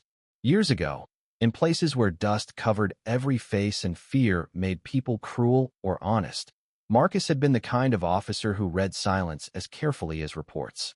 His command style had never been loud. He did not need to shout because men listened when he spoke. He was broad and hard-edged, with the patient intensity of a man who had carried too many bodies and still refused to become numb. That was what Sofia remembered most. Not his bravery, but his refusal to let bravery turn him cold. Rachel Monroe entered behind Sofia with Major Walker and Miles Carver. Marcus's gaze moved to Rachel. He recognized authority instantly, even out of uniform. Federal? Marcus asked. Rachel stepped closer. Defense Health Oversight. Rachel Monroe. Marcus studied her. That means this is worse than hospital politics. Yes, Rachel said. It does. Marcus gave a faint sigh. I miss when people lied less creatively. Miles Carver looked down again, hiding another small smile. Sophia adjusted the blanket near Marcus's left side, mostly because her hands needed something ordinary to do. Rachel watched the gesture but did not comment. I told Sophia some of the background, Rachel said. Not all of it. Marcus's eyes shifted to Sophia. Cordova. Sophia's hand stilled. Rachel answered for her. Yes. For a moment, room 312 became very quiet. The machines kept their rhythm. Samuel Price moved in the background with deliberate softness, giving them privacy without leaving the room entirely. Outside the glass, Lena Ortiz spoke with a respiratory technician near the station. Life continued around the wound in the conversation. Marcus looked at Sophia with something close to regret. I wondered when that would find you. It did not find me, Sophia said. You brought it here in a helicopter. That sounds like me. It does. He almost smiled, then winced. Humor still cost him. Sophia reached toward the call button, but he shook his head slightly. Rachel placed a slim folder on the rolling table near the bed. Lieutenant Colonel Reed, I will keep this brief. Your arrival forced several agencies to accelerate what had been a slow investigation. We now have evidence that Blue Ridge Regional's handling of military patients may involve more than billing inflation. Marcus's expression changed. The patient vanished. The officer returned. Treatment decisions? Rachel nodded. Possibly. Sophia looked at her sharply. You didn't say that earlier. I wanted to confirm the source before saying it aloud. What source? Walker asked. Rachel glanced at Miles. He opened the folder and removed several printed sheets. Miles Carver's voice was quiet but precise. 3 former employees filed complaints over the last year. 2 nurses and 1 respiratory therapist. All 3 reported discrepancies between clinical notes and final administrative records. In at least 4 military patient cases, recommended monitoring levels were downgraded after administrative review. In 2 cases, delayed escalation may have worsened outcomes. The room cooled around Sophia. Marcus's jaw tightened. Names. Rachel met his eyes. Not yet. His expression said he disliked that answer. Rachel continued. 1 former nurse was named Lauren Mitchell. Sophia recognized the name immediately. Lauren Mitchell had worked in post-surgical recovery before Sophia's second year at Blue Ridge. She had been a tall, soft-spoken woman in her late 30s with honey blonde hair always braided over one shoulder and the gentle, distracted manner of someone who remembered every patient birthday but forgot where she parked. Sophia had liked her. Everyone had. Lauren had disappeared after what the hospital called a documentation dispute. At the time, people whispered that she had made a serious error. Sophia had never believed it fully, but hospitals had a way of turning suspicion into fog. After a while, people stopped asking. Lauren was fired, Sophia said. Rachel nodded. After reporting altered recovery notes on 2 military patients. Sophia felt her stomach turn. Miles continued. The second nurse was Thomas Avery. Sophia knew that name too, though less personally. Thomas Avery had been a night shift charge nurse, early 40s, compact and muscular, with a shaved head, tired brown eyes, and the blunt honesty of a man who had grown up poor and never learned to flatter authority. He had 3 children, an old pickup truck, and a reputation for catching medication errors before anyone else did. The official story was that he had resigned after a conflict with management. He didn't resign, Sophia said. Rachel's expression answered before her words did. No, he was pressured out during an administrative review. And the respiratory therapist? Walker asked. Anita Bell. This time Lena Ortiz heard from the hallway and stepped into the room. Anita. Rachel turned toward her. You know her? Lena Ortiz looked different suddenly. Less sharp, more wounded. She trained me. Anita Bell was the best respiratory therapist in this hospital. Anita Bell, as Lena described her, had been in her late 40s, broad-hipped, warm-skinned, with thick black hair usually wrapped in bright scarves and a laugh that could travel 3 hallways. She was tough with lazy interns, tender with frightened patients, and famous for carrying peppermint candies in her scrub pockets. According to hospital rumor, she had retired early after burnout. Lena's expression now said rumor had been a kind of burial. Rachel said. She withdrew a formal complaint after being threatened with loss of certification. Lena's face hardened. Who threatened her? Rachel did not answer directly. That is part of what we are establishing. But everyone in the room thought the same name. Richard Holloway. Sophia stepped away from Marcus's bed and looked through the ICU glass toward the corridor. Her reflection stared back, tired eyes, damp hair, hospital lights above her like judgment. She thought of Lauren Mitchell leaving quietly, Thomas Avery vanishing from night shift, Anita Bell's laughter disappearing from respiratory rounds. All those absences had been explained as personal failures, career fatigue, difficult personalities, private choices. Maybe none of them had been what they seemed. Rachel looked at Sofia. Do you understand now why your suspension matters? Sofia laughed once, bitterly. Because I was next. Because you may have been next, Rachel corrected. And because Holloway moved too fast. Major Walker folded his arms. What triggered him? Rachel looked at Miles, who handed her another page. Daphne Miller's copies confirmed something we suspected but had not tied to a current event. Harold Whitcomb's file contained cross-coded reimbursement references. Civilian care was being used to mask military contract adjustments. It appears someone inside administration used ordinary patient records as balancing points to conceal inflated military charges. Lena stared. That is insane. It is also effective, Miles said. If no one looks across categories. Sofia understood. A single patient chart could appear messy but explainable. A billing adjustment could be dismissed as clerical. A changed code could be blamed on system migration.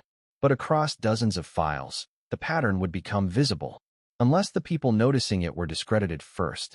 Holloway thought I saw the pattern, Sofia said. Rachel nodded. You pulled the kind of full review that could have revealed it. But I didn't. He could not risk that. Marcus closed his eyes briefly, not from exhaustion alone. When he opened them, his voice was lower. And my file? Rachel's silence answered too slowly. Sofia looked at her. What about Marcus's file? Rachel chose each word carefully. Your transfer record showed unusual administrative access before arrival. Walker straightened. By whom? An internal Blue Ridge credentials account linked to executive review. Holloway accessed Marcus's transfer record before the helicopter landed? Sofia asked. Yes. Why? Rachel's eyes shifted to Marcus. That is what concerns us. Marcus gave a rough breath. He knew I asked for Sofia? We believe he knew before you arrived. Sofia felt the room tilt slightly. Not physically. Morally. Holloway had known Marcus requested her. He had known a critically injured military officer was arriving, asking for a nurse he had just suspended.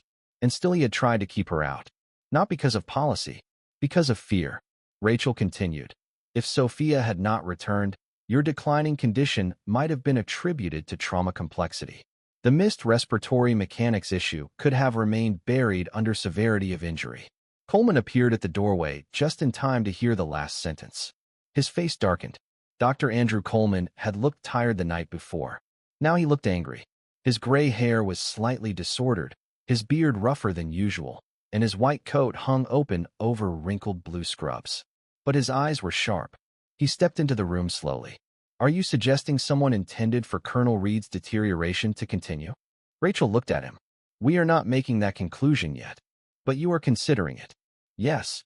The word landed heavily. Coleman looked at Marcus, then at Sofia, then at the monitor. Sofia could see his mind returning to every decision from the night before. Every note, every setting, every assumption. Good physicians feared mistakes. Great ones feared the systems that taught them to miss things. I want every clinical record from his admission locked, Coleman said. Read-only copies. Now. Rachel's expression softened with approval. Already requested. Your detailed note helped. Coleman glanced at Sofia. Her assessment helped. It was not an apology this time. It was a declaration. Rachel turned another page. There is more. Holloway's history before Blue Ridge Regional shows a repeated pattern. In Nevada, he oversaw contract restructuring tied to veteran rehabilitation services. Complaints were filed, then withdrawn. In Ohio, his previous network settled a billing dispute quietly. No criminal finding. No formal discipline. But the pattern followed him. Walker's voice was ice. So Blue Ridge hired a polished problem. That is one way to say it, Rachel replied. Marcus gave a humorless smile. Hospitals love polished problems. They look good in board meetings. Sofia looked at Rachel. Why wasn't he stopped before? Rachel did not flinch. Because people like Holloway do not usually leave one large footprint. They leave 100 small ones and convince each person who finds one that they are alone. That sentence stayed in the room. Sofia thought of Daphne's trembling hands holding the folded copies. She thought of Lauren, Thomas, Anita.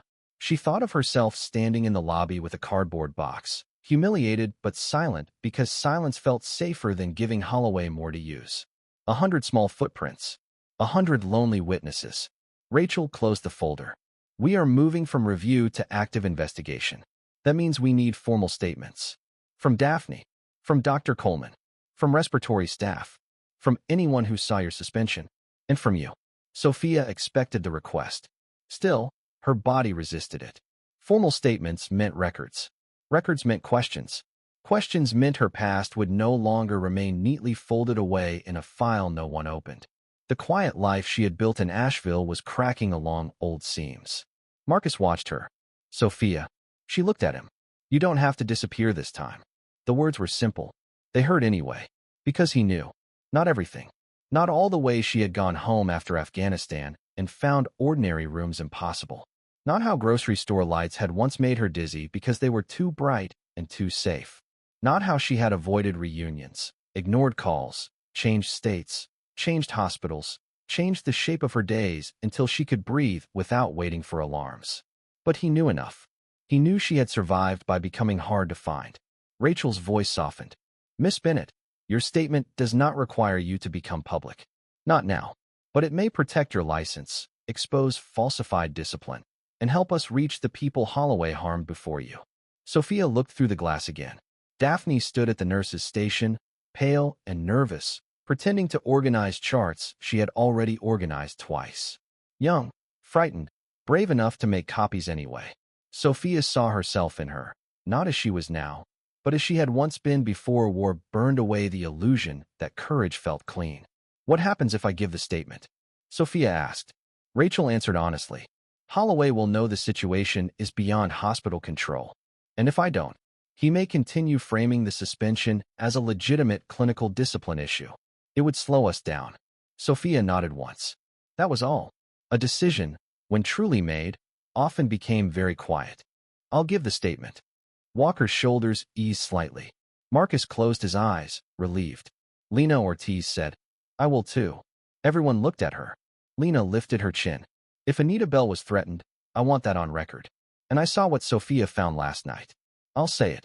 Samuel Price spoke from the doorway, where he had been standing silently longer than anyone realized. I'll give one as well. Samuel was not a dramatic man. His calm made the offer heavier. He adjusted his glasses and looked at Rachel. I've worked ICU here 16 years. I've seen good nurses leave for bad reasons. Maybe it's time somebody asked why. Rachel nodded. We will. At 11:40 a.m., Sofia gave her first formal statement in the same windowless consultation room where Rachel had shown her the commendation page. Miles Carver recorded. Rachel asked questions. Walker stayed outside the door this time, giving her privacy without leaving the hallway. Sofia described Harold Whitcomb's fever, the unanswered pages, the escalation protocol, the pre-packed box, Holloway's public accusation, Aaron Pike's apology, the helicopters, Marcus's request, Holloway's attempt to block her return, and the clinical assessment that stabilized Marcus. She did not embellish. She did not protect Holloway with vague language. She spoke like a nurse charting at the edge of disaster. Time, fact, action, response. When Rachel asked about her military service, Sofia paused. Then she answered. Not everything. Not the nightmares. Not the faces she still saw at odd hours. But enough. Cordova Valley. 6 wounded. Delayed extraction. Improvised stabilization. Marcus Reed present. Commendations never routed. Rachel did not push beyond what mattered. That restraint made Sofia trust her more. When the statement ended, Sofia felt hollowed out, but standing. Rachel turned off the recorder. You did well. I gave facts. Sometimes that is the bravest version of truth. Sofia rubbed her forehead. Please don't make that sound noble. I'm too tired for noble. Rachel actually smiled. Fair. Miles Carver gathered the papers. We'll secure copies through federal channel. Hospital administration will be notified that the suspension record is under review. Sofia looked at him. When? Soon. Rachel corrected gently. Within the hour. Sofia nodded. Then Holloway will know. Yes, Rachel said. And he will react. Rachel's expression changed. That is what we expect. Outside the consultation room, the hospital seemed different again. Staff whispered less now, but watched more. Rumor had traveled faster than policy. Richard Holloway had not appeared on the ICU floor since the complaint. That worried Sofia. Public men who vanished during exposure were either making phone calls or destroying evidence. Sometimes both. At the nurse's station, Daphne looked up when Sofia approached. "Are you okay?" Daphne asked. Sofia considered lying, then chose something better. "Not completely." Daphne nodded as if that answer helped. "You did the right thing bringing those copies," Sofia said. Daphne's eyes filled suddenly, though she blinked the tears back. "I was scared." "Good." Daphne looked confused. "Fear means you understood the risk. Courage is doing it anyway." Daphne swallowed. "Is that something they taught you in the army?" Sofia looked toward Marcus's room. "No," she said. "That's something I learned after." A phone rang at the nurse's station. Samuel answered. His face changed. Not dramatically. Enough. He covered the receiver and looked at Sofia, then Rachel, who had just stepped into the corridor. "It's administration," Samuel said. "They're asking for all copies of Lieutenant Colonel Reed's respiratory notes to be sent upstairs immediately." Coleman, emerging from room 312, froze.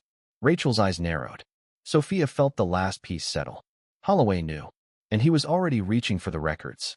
Rachel turned to Miles. "Preservation notice." Now, Miles was already moving. Walker appeared from the hallway, phone in hand, as if summoned by the shift in air. "What happened?" Sofia looked toward the elevator at the far end of the corridor. The doors closed on an empty hallway, but somehow she felt Richard Holloway above them, moving through offices and files, trying to gather shadows before the light arrived. "He's starting," she said. Rachel Monroe looked at her, calm and grave. "Yes," she said, "and now so are we." Marcus Reed was awake enough to be stubborn. That was how Sofia knew he was improving.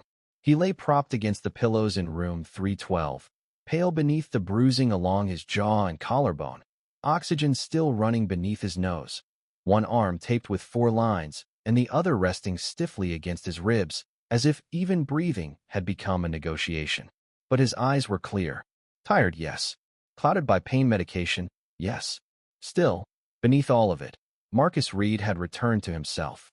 He watched Sofia enter the room with the careful focus of a soldier who had learned that the smallest detail in a room could become important. "You look like someone handed you a ghost," he said. Sofia stopped beside his bed. "You were supposed to be resting." "I am resting. I'm insulting people from a horizontal position. That's practically medical compliance." Despite herself, Sofia smiled. It was small, but Marcus noticed. He had always noticed. Years ago, in places where dust covered every face and fear made people cruel or honest, Marcus had been the kind of officer who read silence as carefully as reports. His command style had never been loud. He did not need to shout because men listened when he spoke. He was broad and hard-edged, with the patient intensity of a man who had carried too many bodies and still refused to become numb. That was what Sofia remembered most. Not his bravery, but his refusal to let bravery turn him cold. Rachel Monroe entered behind Sofia with Major Walker and Miles Carver. Marcus's gaze moved to Rachel. He recognized authority instantly, even out of uniform. "Federal?" Marcus asked. Rachel stepped closer. "Defense Health Oversight." Rachel Monroe. Marcus studied her. "That means this is worse than hospital politics." "Yes," Rachel said. "It does." Marcus gave a faint sigh. "I miss when people lied less creatively." Miles Carver looked down again, hiding another small smile. Sofia adjusted the blanket near Marcus's left side, mostly because her hands needed something ordinary to do. Rachel watched the gesture, but did not comment. "I told Sofia some of the background," Rachel said. "Not all of it." Marcus's eyes shifted to Sofia. "Cordova." Sofia's hand stilled. Rachel answered for her. "Yes." For a moment, room 312 became very quiet. The machines kept their rhythm. Samuel Price moved in the background with deliberate softness, giving them privacy without leaving the room entirely. Outside the glass, Lena Ortiz spoke with a respiratory technician near the station. Life continued around the wound in the conversation. Marcus looked at Sofia with something close to regret. "I wondered when that would find you." "It did not find me," Sofia said. "You brought it here in a helicopter." "That sounds like me." "It does." He almost smiled, then winced. Humor still cost him. Sofia reached toward the call button, but he shook his head slightly. Rachel placed a slim folder on the rolling table near the bed. Lieutenant Colonel Reed, I will keep this brief. Your arrival forced several agencies to accelerate what had been a slow investigation.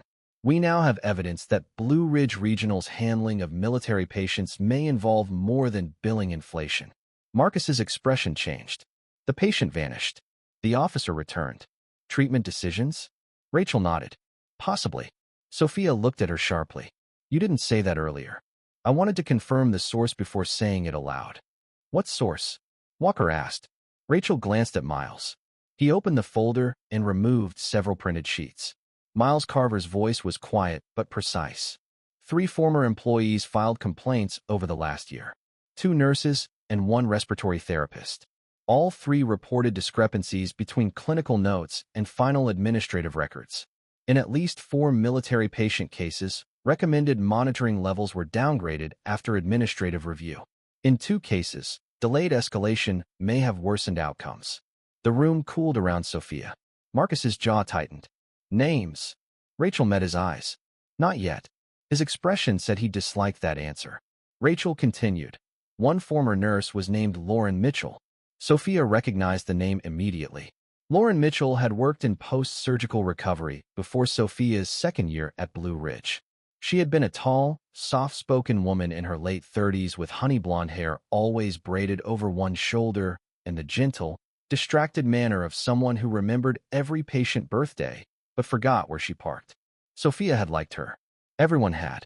Lauren had disappeared after what the hospital called a documentation dispute. At the time, people whispered that she had made a serious error. Sofia had never believed it fully, but hospitals had a way of turning suspicion into fog. After a while, people stopped asking. Lauren was fired, Sofia said. Rachel nodded. After reporting altered recovery notes on 2 military patients. Sofia felt her stomach turn. Miles continued. The second nurse was Thomas Avery. Sofia knew that name too, though less personally. Thomas Avery had been a night shift charge nurse, early 40s, compact and muscular, with a shaved head, tired brown eyes, and the blunt honesty of a man who had grown up poor and never learned to flatter authority. He had 3 children, an old pickup truck, and a reputation for catching medication errors before anyone else did. The official story was that he had resigned after a conflict with management. He didn't resign, Sofia said. Rachel's expression answered before her words did. No, he was pressured out during an administrative review. And the respiratory therapist? Walker asked. Anita Bell. This time Lena Ortiz heard from the hallway and stepped into the room. Anita. Rachel turned toward her. You know her? Lena Ortiz looked different suddenly. Less sharp, more wounded. She trained me. Anita Bell was the best respiratory therapist in this hospital. Anita Bell, as Lena described her, had been in her late 40s, broad-hipped, warm-skinned, with thick black hair usually wrapped in bright scarves and a laugh that could travel 3 hallways. She was tough with lazy interns, tender with frightened patients, and famous for carrying peppermint candies in her scrub pockets. According to hospital rumor, she had retired early after burnout. Lena's expression now said rumor had been a kind of burial. Rachel said. She withdrew a formal complaint after being threatened with loss of certification. Lena's face hardened. Who threatened her? Rachel did not answer directly. That is part of what we are establishing. But everyone in the room thought the same name. Richard Holloway. Sofia stepped away from Marcus's bed and looked through the ICU glass toward the corridor. Her reflection stared back. Tired eyes, damp hair, hospital lights above her like judgment. She thought of Lauren Mitchell leaving quietly. Thomas Avery vanishing from night shift. Anita Bell's laughter disappearing from respiratory rounds. All those absences had been explained as personal failures, career fatigue, difficult personalities, private choices. Maybe none of them had been what they seemed. Rachel looked at Sofia. Do you understand now why your suspension matters? Sofia laughed once, bitterly. Because I was next.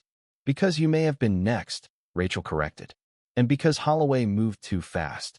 Major Walker folded his arms. What triggered him? Rachel looked at Miles, who handed her another page. Daphne Miller's copies confirmed something we suspected but had not tied to a current event. Harold Whitcomb's file contained cross-coded reimbursement references. Civilian care was being used to mask military contract adjustments. It appears someone inside administration used ordinary patient records as balancing points to conceal inflated military charges. Lena stared. That is insane. It is also effective, Miles said. If no one looks across categories. Sofia understood. A single patient chart could appear messy but explainable. A billing adjustment could be dismissed as clerical. A changed code could be blamed on system migration. But across dozens of files, the pattern would become visible, unless the people noticing it were discredited first. Holloway thought I saw the pattern, Sofia said. Rachel nodded. You pulled the kind of full review that could have revealed it. But I didn't. He could not risk that. Marcus closed his eyes briefly, not from exhaustion alone. When he opened them, his voice was lower. And my file? Rachel's silence answered too slowly. Sofia looked at her. What about Marcus's file? Rachel chose each word carefully. Your transfer record showed unusual administrative access before arrival. Walker straightened. By whom? An internal Blue Ridge credentials account linked to executive review. Holloway accessed Marcus's transfer record before the helicopter landed? Sofia asked. Yes. Why? Rachel's eyes shifted to Marcus. That is what concerns us. Marcus gave a rough breath. He knew I asked for Sofia? We believe he knew before you arrived. Sofia felt the room tilt slightly. Not physically, morally. Holloway had known Marcus requested her. He had known a critically injured military officer was arriving, asking for a nurse he had just suspended. And still he had tried to keep her out. Not because of policy, because of fear. Rachel continued. If Sofia had not returned, your declining condition might have been attributed to trauma complexity. The missed respiratory mechanics issue could have remained buried under severity of injury. Coleman appeared at the doorway just in time to hear the last sentence. His face darkened. Dr. Andrew Coleman had looked tired the night before. Now he looked angry. His gray hair was slightly disordered, his beard rougher than usual, and his white coat hung open over wrinkled blue scrubs. But his eyes were sharp. He stepped into the room slowly. Are you suggesting someone intended for Colonel Reed's deterioration to continue? Rachel looked at him. We are not making that conclusion yet. But you are considering it. Yes. The word landed heavily. Coleman looked at Marcus, then at Sofia, then at the monitor. Sofia could see his mind returning to every decision from the night before. Every note, every setting, every assumption. Good physicians feared mistakes. Great ones feared the systems that taught them to miss things. I want every clinical record from his admission locked, Coleman said. Read-only copies. Now. Rachel's expression softened with approval. Already requested. Your detailed note helped. Coleman glanced at Sofia. Her assessment helped. It was not an apology this time. It was a declaration. Rachel turned another page. There is more. Holloway's history before Blue Ridge Regional shows a repeated pattern. In Nevada, he oversaw contract restructuring tied to veteran rehabilitation services. Complaints were filed, then withdrawn. In Ohio, his previous network settled a billing dispute quietly. No criminal finding. No formal discipline. But the pattern followed him. Walker's voice was ice. So Blue Ridge hired a polished problem. That is one way to say it, Rachel replied. Marcus gave a humorless smile. Hospitals love polished problems. They look good in board meetings. Sofia looked at Rachel. Why wasn't he stopped before? Rachel did not flinch. Because people like Holloway do not usually leave one large footprint. They leave 100 small ones and convince each person who finds one that they are alone. That sentence stayed in the room. Sofia thought of Daphne's trembling hands holding the folded copies.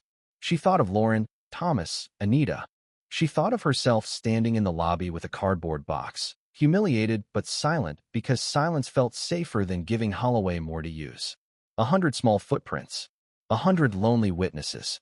Rachel closed the folder. We are moving from review to active investigation. That means we need formal statements. From Daphne. From Dr. Coleman. From respiratory staff. From anyone who saw your suspension. And from you. Sofia expected the request. Still, her body resisted it. Formal statements meant records. Records meant questions. Questions meant her past would no longer remain neatly folded away in a file no one opened. The quiet life she had built in Asheville was cracking along old seams. Marcus watched her. Sofia. She looked at him. You don't have to disappear this time. The words were simple. They hurt anyway. Because he knew. Not everything. Not all the way she had gone home after Afghanistan, and found ordinary rooms impossible. Not how grocery store lights had once made her dizzy because they were too bright and too safe. Not how she had avoided reunions, ignored calls, changed states, changed hospitals, changed the shape of her days until she could breathe without waiting for alarms. But he knew enough. He knew she had survived by becoming hard to find. Rachel's voice softened. Miss Bennett, your statement does not require you to become public. Not now. But it may protect your license, expose falsified discipline, and help us reach the people Holloway harmed before you. Sofia looked through the glass again. Daphne stood at the nurse's station, pale and nervous, pretending to organize charts she had already organized twice. Young, frightened, brave enough to make copies anyway. Sofia saw herself in her, not as she was now, but as she had once been before war burned away the illusion that courage felt clean. What happens if I give the statement? Sofia asked. Rachel answered honestly. Holloway will know the situation is beyond hospital control. And if I don't, he may continue framing the suspension as a legitimate clinical discipline issue. It would slow us down. Sofia nodded once. That was all. A decision, when truly made, often became very quiet. I'll give the statement. Walker's shoulders eased slightly. Marcus closed his eyes, relieved. Lena Ortiz said, I will too. Everyone looked at her. Lena lifted her chin. If Anita Bell was threatened, I want that on record. And I saw what Sofia found last night. I'll say it. Samuel Price spoke from the doorway, where he had been standing silently longer than anyone realized. I'll give one as well. Samuel was not a dramatic man. His calm made the offer heavier. He adjusted his glasses and looked at Rachel. I've worked ICU here 16 years. I've seen good nurses leave for bad reasons. Maybe it's time somebody asked why. Rachel nodded. We will. At 11:40 a.m., Sofia gave her first formal statement in the same windowless consultation room where Rachel had shown her the commendation page. Miles Carver recorded. Rachel asked questions. Walker stayed outside the door this time, giving her privacy without leaving the hallway. Sofia described Harold Whitcomb's fever, the unanswered pages, the escalation protocol, the pre-packed box, Holloway's public accusation, Aaron Pike's apology, the helicopters, Marcus's request, Holloway's attempt to block her return, and the clinical assessment that stabilized Marcus. She did not embellish. She did not protect Holloway with vague language. She spoke like a nurse charting at the edge of disaster. Time, fact, action, response. When Rachel asked about her military service, Sofia paused. Then she answered. Not everything. Not the nightmares. Not the faces she still saw at odd hours. But enough. Cordova Valley. 6 wounded. Delayed extraction. Improvised stabilization. Marcus Reed present. Commendations never routed. Rachel did not push beyond what mattered. That restraint made Sofia trust her more. When the statement ended, Sofia felt hollowed out, but standing. Rachel turned off the recorder. You did well. I gave facts. Sometimes that is the bravest version of truth. Sofia rubbed her forehead. Please don't make that sound noble. I'm too tired for noble. Rachel actually smiled. Fair. Miles Carver gathered the papers. We'll secure copies through federal channel. Hospital administration will be notified that the suspension record is under review. Sofia looked at him. When? Soon. Rachel corrected gently. Within the hour. Sofia nodded. Then Holloway will know. Yes, Rachel said. And he will react. Rachel's expression changed. That is what we expect. Outside the consultation room, the hospital seemed different again. Staff whispered less now, but watched more. Rumor had traveled faster than policy. Richard Holloway had not appeared on the ICU floor since the complaint. That worried Sofia. Public men who vanished during exposure were either making phone calls or destroying evidence. Sometimes both. At the nurse's station, Daphne looked up when Sofia approached. Are you okay? Daphne asked. Sofia considered lying, then chose something better. Not completely. Daphne nodded as if that answer helped. You did the right thing bringing those copies, Sofia said. Daphne's eyes filled suddenly, though she blinked the tears back. I was scared. Good.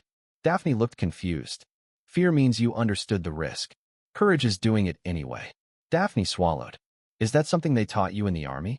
Sofia looked toward Marcus's room. No, she said. That's something I learned after. A phone rang at the nurse's station.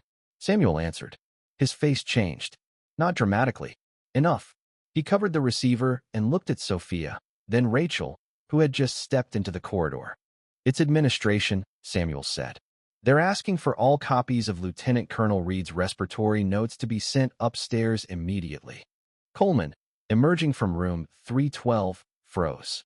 Rachel's eyes narrowed. Sofia felt the last piece settle. Holloway knew, and he was already reaching for the records. Rachel turned to Miles. "Preservation notice."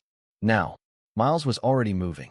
Walker appeared from the hallway, phone in hand, as if summoned by the shift in air. "What happened?" Sofia looked toward the elevator at the far end of the corridor. The doors closed on an empty hallway, but somehow she felt Richard Holloway above them, moving through offices and files, trying to gather shadows before the light arrived. "He's starting," she said. Rachel Monroe looked at her, calm and grave. "Yes," she said. "And now so are we." The administrative floor no longer felt like part of a hospital.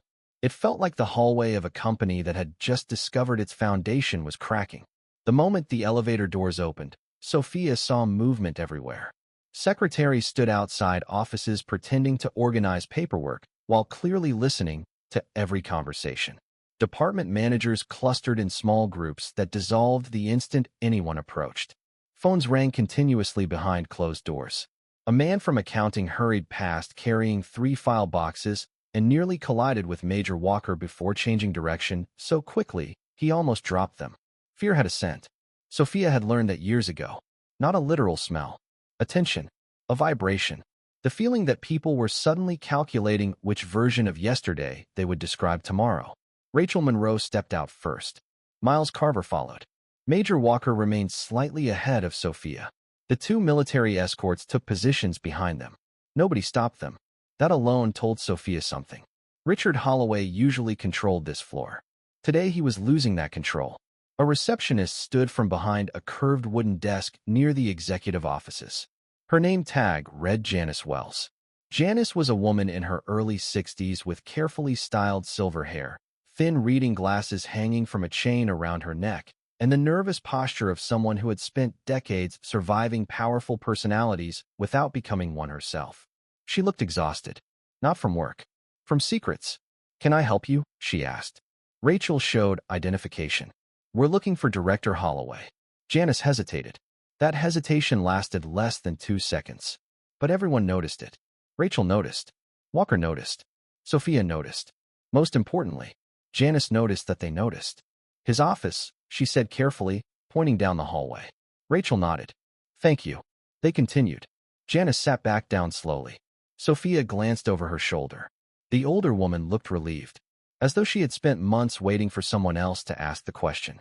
Richard Holloway's office stood at the end of the corridor. Large glass walls. Expensive furniture. Mountain views. The kind of office designed to remind visitors who held power. The door was open. The office was empty. Rachel stopped. Miles immediately moved toward the desk. The computer monitor remained on. A login screen flashed, then vanished, then returned.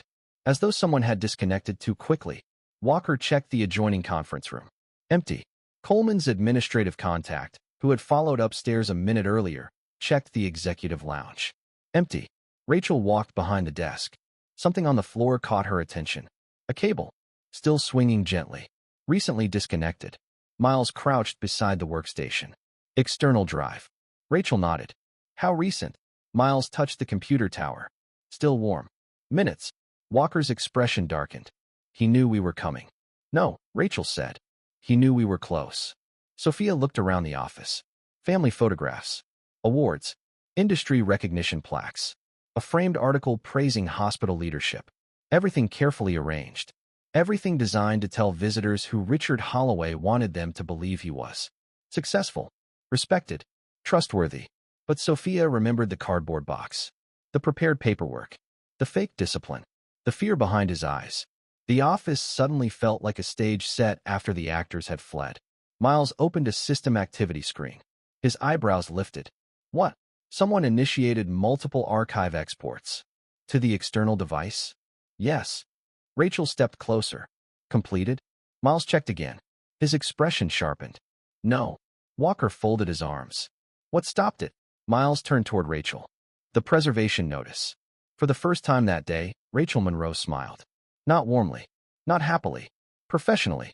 The smile of someone who had just watched a trap fail. Holloway was trying to copy files. Lots of them. How many? Miles scanned the screen. Personnel records. Disciplinary actions. Contract audits. Military reimbursement summaries. His eyes narrowed. Then narrowed further. Oh. Rachel immediately recognized the tone. What? Miles looked up. This wasn't panic. The room became quiet. What do you mean? Miles pointed toward the screen. These files were selected before today. Nobody spoke. Miles continued. Look at the timestamps. Walker stepped closer. Rachel too. Sofia watched the screen. The export package had been built gradually. Weeks, not hours. Different files. Different departments. Collected over time. Prepared. Organized. Waiting. Waiting for the moment when someone might need to run. Rachel's voice lowered. He had an escape archive. Miles nodded. Looks like it. The realization settled heavily over everyone. Richard Holloway hadn't suddenly become afraid. Richard Holloway had been expecting this day. For a very long time. Walker looked toward the hallway. Find him. One of the military escorts immediately moved toward the elevators. Rachel shook her head. No. Walker looked at her. He won't use elevators. Miles nodded. I wouldn't. Neither would I. Sofia felt a memory surface. Years ago. Afghanistan. After an attack. After smoke and confusion. People always fled through routes they believed others overlooked. Not the obvious exits. The forgotten ones. The basement, she said. Everyone turned. The maintenance levels. Walker understood instantly. Service corridors. Sofia nodded. If he prepared an escape archive, he prepared a place to move it. Rachel looked at Miles. Miles was already checking building schematics. 30 seconds later he found them. 3 basement levels. Storage. Maintenance. Network infrastructure. Records overflow. Walker exhaled slowly. There. Rachel moved immediately. The group left the office. Behind them, Janice Wells watched from the reception desk. Sofia slowed briefly. The older woman looked frightened. Not guilty. Frightened. Did he go downstairs? Sofia asked quietly. Janice stared at her. Then nodded once. Barely. Almost invisible. But enough. He looked scared, Janice whispered. Then she looked away, as though saying even that much felt dangerous. The elevators were too slow. Walker chose the stairwell. They descended quickly. Administrative floor. Clinical floor. Maintenance level. Concrete walls replaced polished paint. Hospital sounds faded. The deeper they went, the more the building changed. No visitors. No volunteers. No flowers. Just pipes. Electrical conduits. Industrial lighting. And long corridors. The basement smelled faintly of dust and machine oil. Miles studied the map. Records storage is east. Network room south. Maintenance workshops west. Walker pointed. Split. Rachel shook her head. No. Everyone stays together. Good answer. Nobody wanted Richard Holloway alone with evidence. Or alone with a chance to destroy it. They followed the eastern corridor. The deeper they went, the quieter everything became. Until Sofia heard something. A sound. Faint. Metal. Not loud. Not obvious. A drawer closing. She raised one hand. Everyone stopped. Walker heard it too. Another sound. Then silence. The corridor ended at a secured maintenance archive room. The door stood slightly open. Only an inch. Just enough. Rachel approached carefully. Walker moved beside her. The military escorts positioned themselves. Miles already had his phone recording. Rachel pushed the door open. Richard Holloway stood inside. For 1 second nobody moved. The hospital director looked older than he had that morning. Much older. His perfect hair was disheveled. His tie hung loose. Sweat darkened the collar of his expensive shirt. And in front of him sat 3 laptops. Several storage devices. And an external hard drive connected by cable. The room froze. Holloway stared at them. Rachel stared back. Then her eyes moved to the equipment. Step away. Holloway didn't move. Richard, Rachel said calmly. Step away. His gaze shifted toward Sofia. Of all people. Sofia. Not Walker. Not Rachel. Not the military personnel. Sofia. And in that moment she saw something she had never seen before. Fear. Real fear. Not anger. Not arrogance. Fear. You. Holloway said quietly. Sofia said nothing. His laugh sounded exhausted. Bennett. Rachel stepped forward. Step away from the equipment. Holloway ignored her. Still looking at Sofia. I should have fired you 6 months ago. The room became silent. Sofia felt her stomach tighten. 6 months. Not yesterday. 6 months. Rachel noticed it too. Walker's expression darkened. Holloway realized what he had revealed. Too late. Way too late. Rachel spoke carefully. Why 6 months ago? Holloway finally looked away from Sofia. Toward the laptops. Toward the drives. Toward the life he had been trying to protect. And suddenly he looked tired. Very tired. Like a man who had spent years holding back a flood. Then the flood arrived anyway. Rachel stepped closer. What are you copying? No answer.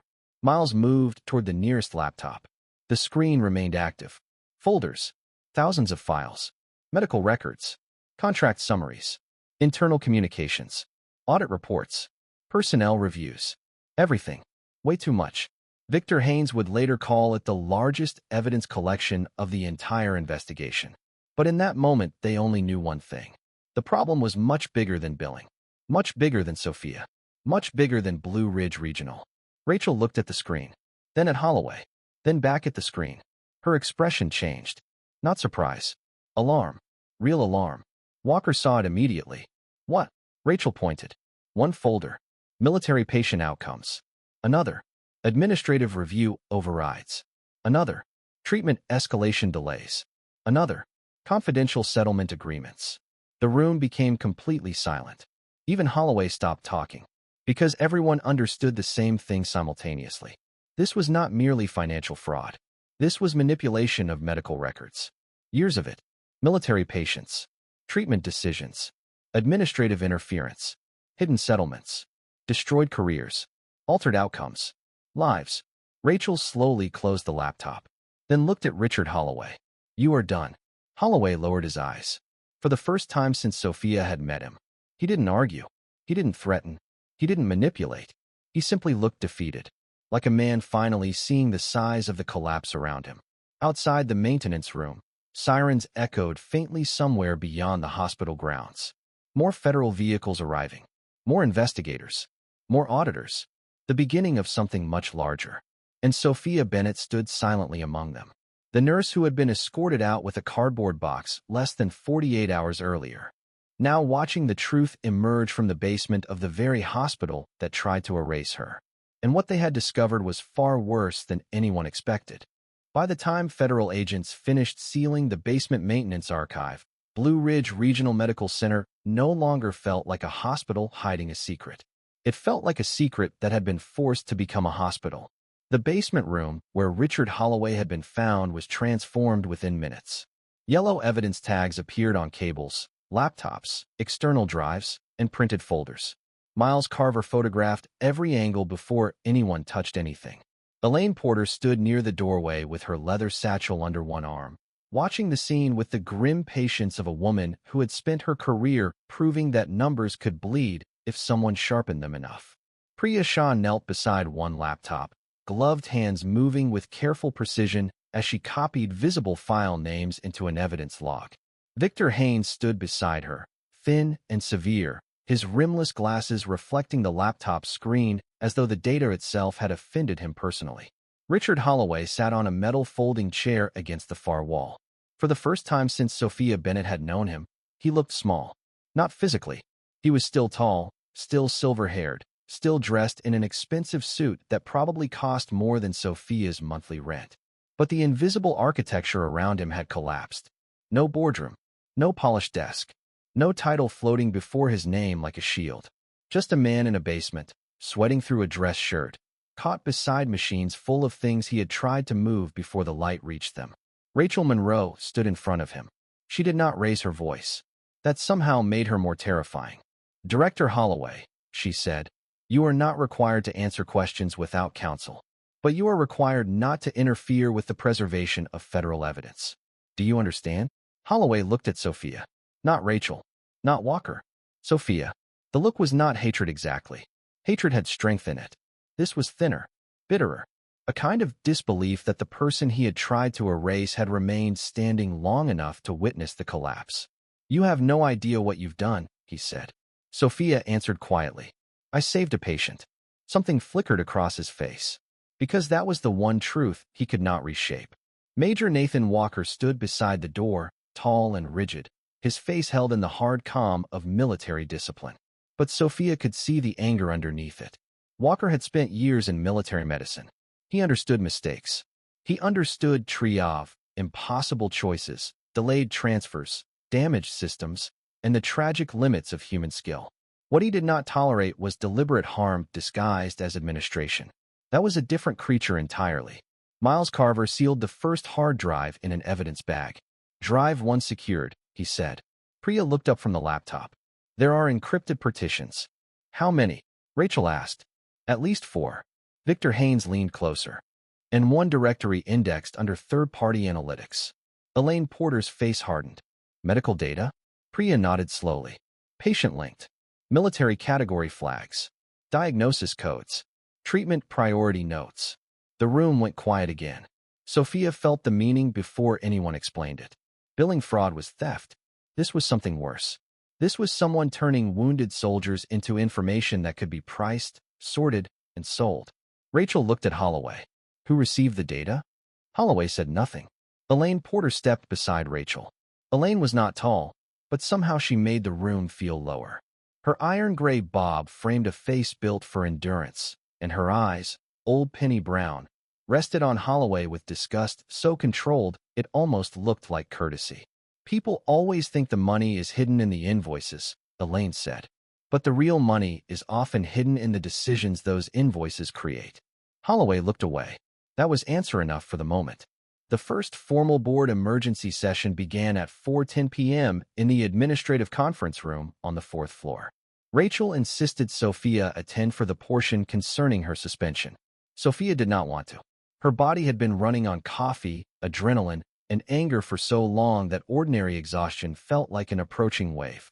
But Rachel told her gently that absence had helped Holloway too many times before. Sofia understood. The conference room had a long walnut table, expensive leather chairs, and a wall of windows overlooking the mountains. Outside, the late afternoon sun had broken through the clouds, lighting the Blue Ridge slopes in gold. It looked almost cruelly beautiful.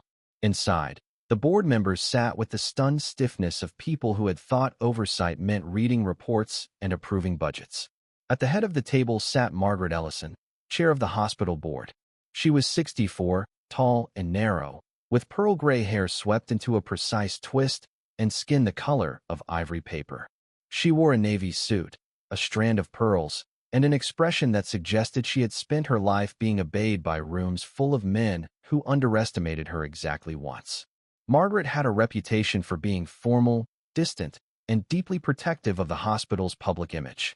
But as Rachel laid the evidence summary before her, Sofia saw something change behind her eyes. Reputation, for Margaret Ellison, was not merely public relations. It was legacy, and Holloway had stained it. Beside Margaret sat Daniel Vossler, the hospital's legal counsel, a heavy-set man in his 50s with thinning brown hair, a trimmed mustache, and the tense politeness of someone watching liability multiply faster than language could contain it. His suit jacket was too tight across the shoulders, and he kept removing his glasses, cleaning them, and putting them back on, as if the facts might look different through polished lenses.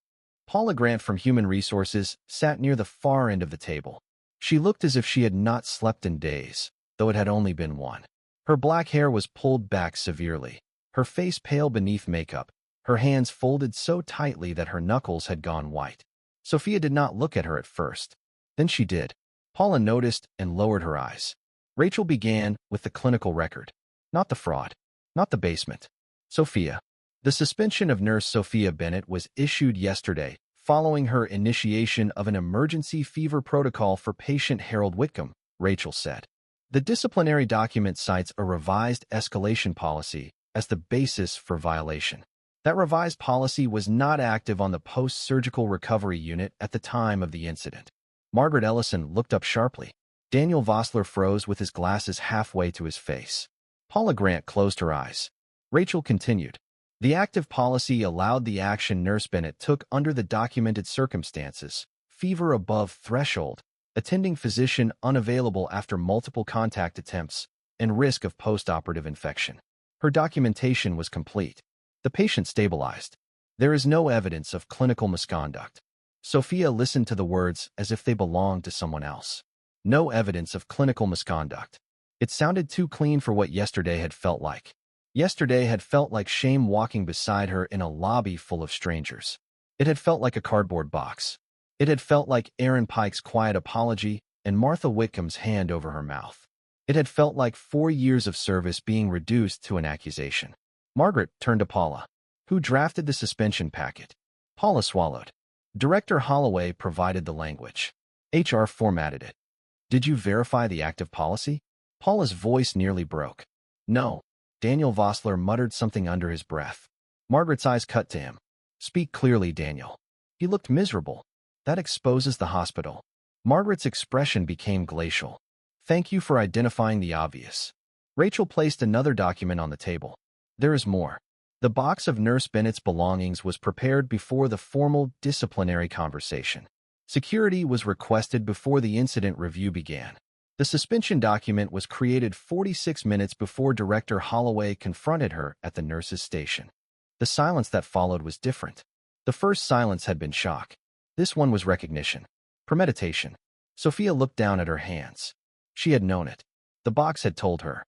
But knowing something in your bones and hearing it proven in a room full of officials were not the same.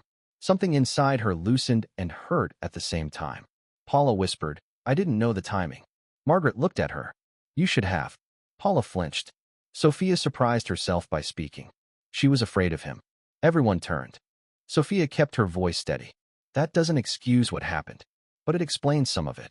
Paula looked at her then, and the shame on her face was so naked that Sofia had to look away. Margaret folded her hands. Nurse Bennett, on behalf of this board, I owe you an apology. A formal written apology will follow, but I will not wait for legal review to say what should be said plainly. You were wronged by this institution. Sofia did not know what to do with that. Apologies were strange things. Too small to repair.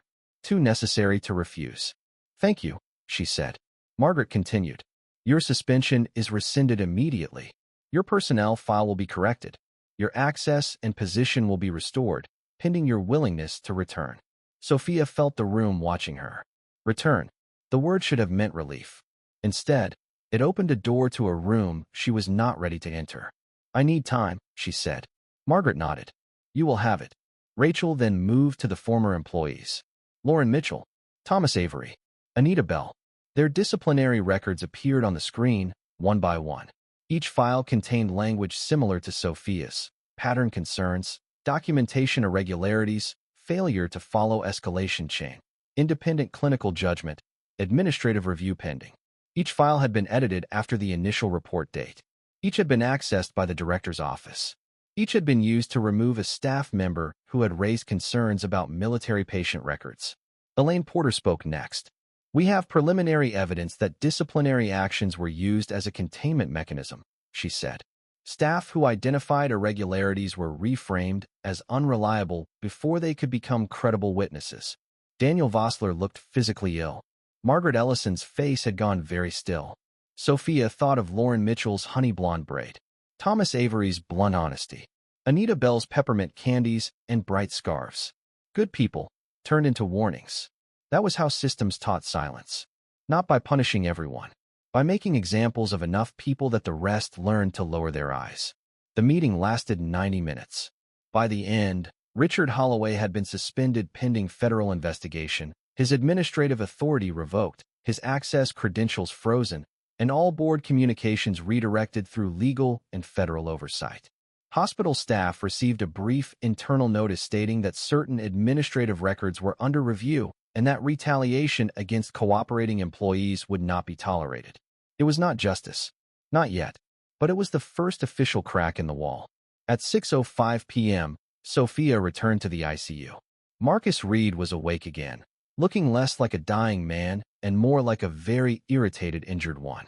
His oxygen had been reduced further, and the bruising along his face had darkened into ugly purple and yellow patches. He turned his head when Sofia entered. You look like you survived a board meeting, he said. Barely. Worse than combat. Less honest. He gave a rough laugh, then winced. Don't make me laugh. You started it. Major Walker stood near the window, speaking quietly on the phone. When he ended the call, his expression had changed. Sofia noticed immediately. What? She asked. Walker glanced at Marcus, then back to Sofia. Army Medical Command reviewed the preliminary summary from Rachel. Marcus's eyes sharpened. Walker continued. They pulled your sealed service file. Sofia felt the floor become less reliable. No. Sofia. No, she said again, quieter this time. Walker did not push. General Harlan Price wants to speak with you. Marcus looked at her. Price. Walker nodded. Marcus gave Sofia a careful look. You should take that call. I don't want medals. I know. I don't want ceremonies.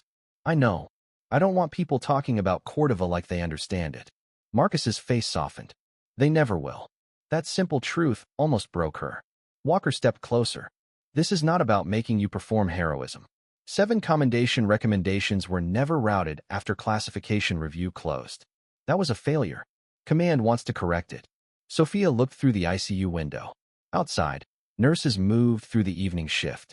Emily Carter stood near the station with Daphne Miller, both of them reviewing charts under Samuel Price's watchful eye. Lena Ortiz was laughing at something a technician said, though the laughter was brief and tired. Life continuing. Work continuing. The small sacred labor of keeping people alive. What happens if I refuse? Sofia asked. Walker answered honestly. The record can still be corrected. Whether you participate is up to you. That helped. A few minutes later, Sofia took the call in the hallway. General Harlan Price had a voice like gravel worn smooth by water. He was 63, though Sofia only knew that from the file Walker later mentioned. In her mind, he sounded like a man with broad shoulders, iron gray hair, and the grave patience of someone who had written too many letters to families. His tone carried authority, but not performance. Miss Bennett, he said, this is General Harlan Price, Army Medical Command. Yes, sir. I have reviewed the complete service packet connected to your operational medical support assignment, including Cordova Valley. Sofia closed her eyes. The hallway sounds blurred. I understand, she said. No, Price said gently. I don't think anyone who wasn't there fully understands. But I have reviewed what was documented. She leaned one shoulder against the wall. He continued. 7 commendation recommendations were held during classification review. That review closed 14 months ago. The recommendations were not routed. That failure belongs to the institution, not to you. Sofia said nothing. I am calling to tell you the record is being corrected. Her throat tightened. I didn't ask for that. I know. I left that life. I understand. With respect, sir, I'm not sure you do. A pause. Then, surprisingly, he said, that may be true. The honesty disarmed her. General Price continued. Recognition does not repair what happened. It does not make war noble. It does not make memory gentle. But records matter because silence often serves the wrong people. Today, your silence nearly served a man who tried to destroy your civilian career. Sofia opened her eyes. Down the hall, Marcus watched her through the ICU glass. General Price's voice softened. You saved 6 soldiers under fire. Yesterday, you saved another. Both belong in the record. Not because you need applause. Because truth should not depend on whether you are willing to carry it alone. For a long moment, Sofia could not speak. When she finally did, her voice was barely above a whisper. What do you need from me? Nothing tonight, he said. Rest. Cooperate with Agent Monroe. Protect your license. Let us correct what should have been corrected long ago. The call ended a minute later. Sofia stood in the hallway with the phone in her hand, feeling as though someone had opened a sealed room inside her and let air in. Not healing. Not yet. But air. At 7:12 p.m., Priya Shah found the first confirmed external transfer. She came quickly down the ICU corridor with Elaine Porter beside her. Priya's face had lost its earlier analytic calm. Her dark eyes were wide, and she held a printed sheet like it might burn her. Rachel stepped out of the consultation room. What did you find? Priya looked at Sofia, then Rachel. Patient data was exported from the military contract system to a private analytics firm. Walker's face hardened. What firm? Priya read the name. Caldwell Strategic Outcomes. Elaine Porter's mouth tightened. I know them. Rachel's eyes narrowed. Defense contractor? Former, Elaine said. Now private healthcare risk modeling. Sofia felt cold. Risk modeling? Priya nodded. They appear to have received diagnosis codes, recovery projections, treatment cost estimates, and escalation recommendations tied to military patients. Marcus's voice came from the open ICU doorway. He had heard enough. Recommendations? No one answered immediately, so Elaine did. Some treatment decisions may have been financially influenced. The corridor went silent. Sofia looked toward Marcus. His face had gone pale again, but not from weakness. From rage. Rachel took the page from Priya. Read it. Then read it again. This is no longer just a hospital investigation, Rachel said. Elaine nodded. No, she said. This goes national. Sofia stood between the ICU and the investigation team, between the wounded soldier who had asked for her and the records that now suggested many others had been used, delayed, categorized, and sold. She thought the truth had come to light in the basement. Now she understood. That had only been the first lantern. Beyond it waited a darkness much larger than Blue Ridge Regional Medical Center. And somewhere inside that darkness were names. Patients. Families. Soldiers. People who had trusted a system that treated their suffering like data. Sofia looked back toward Marcus, then toward Rachel. What do we do now?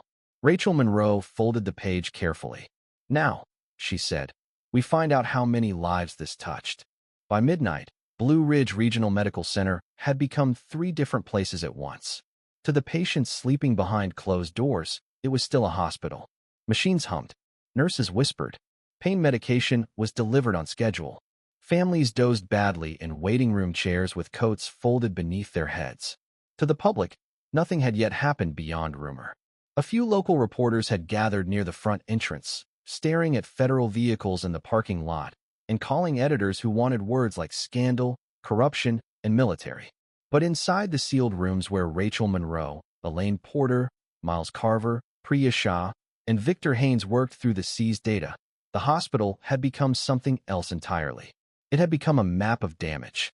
Sofia Bennett sat in the ICU family consultation room with her hands wrapped around a paper cup of coffee she had forgotten to drink. The coffee had gone cold an hour ago. She held it anyway because her fingers needed something to do. Outside the room, Marcus Reed slept under Samuel Price's careful watch. His blood pressure remained stable. His breathing had improved. His body was slowly winning the battle Sofia had helped him fight.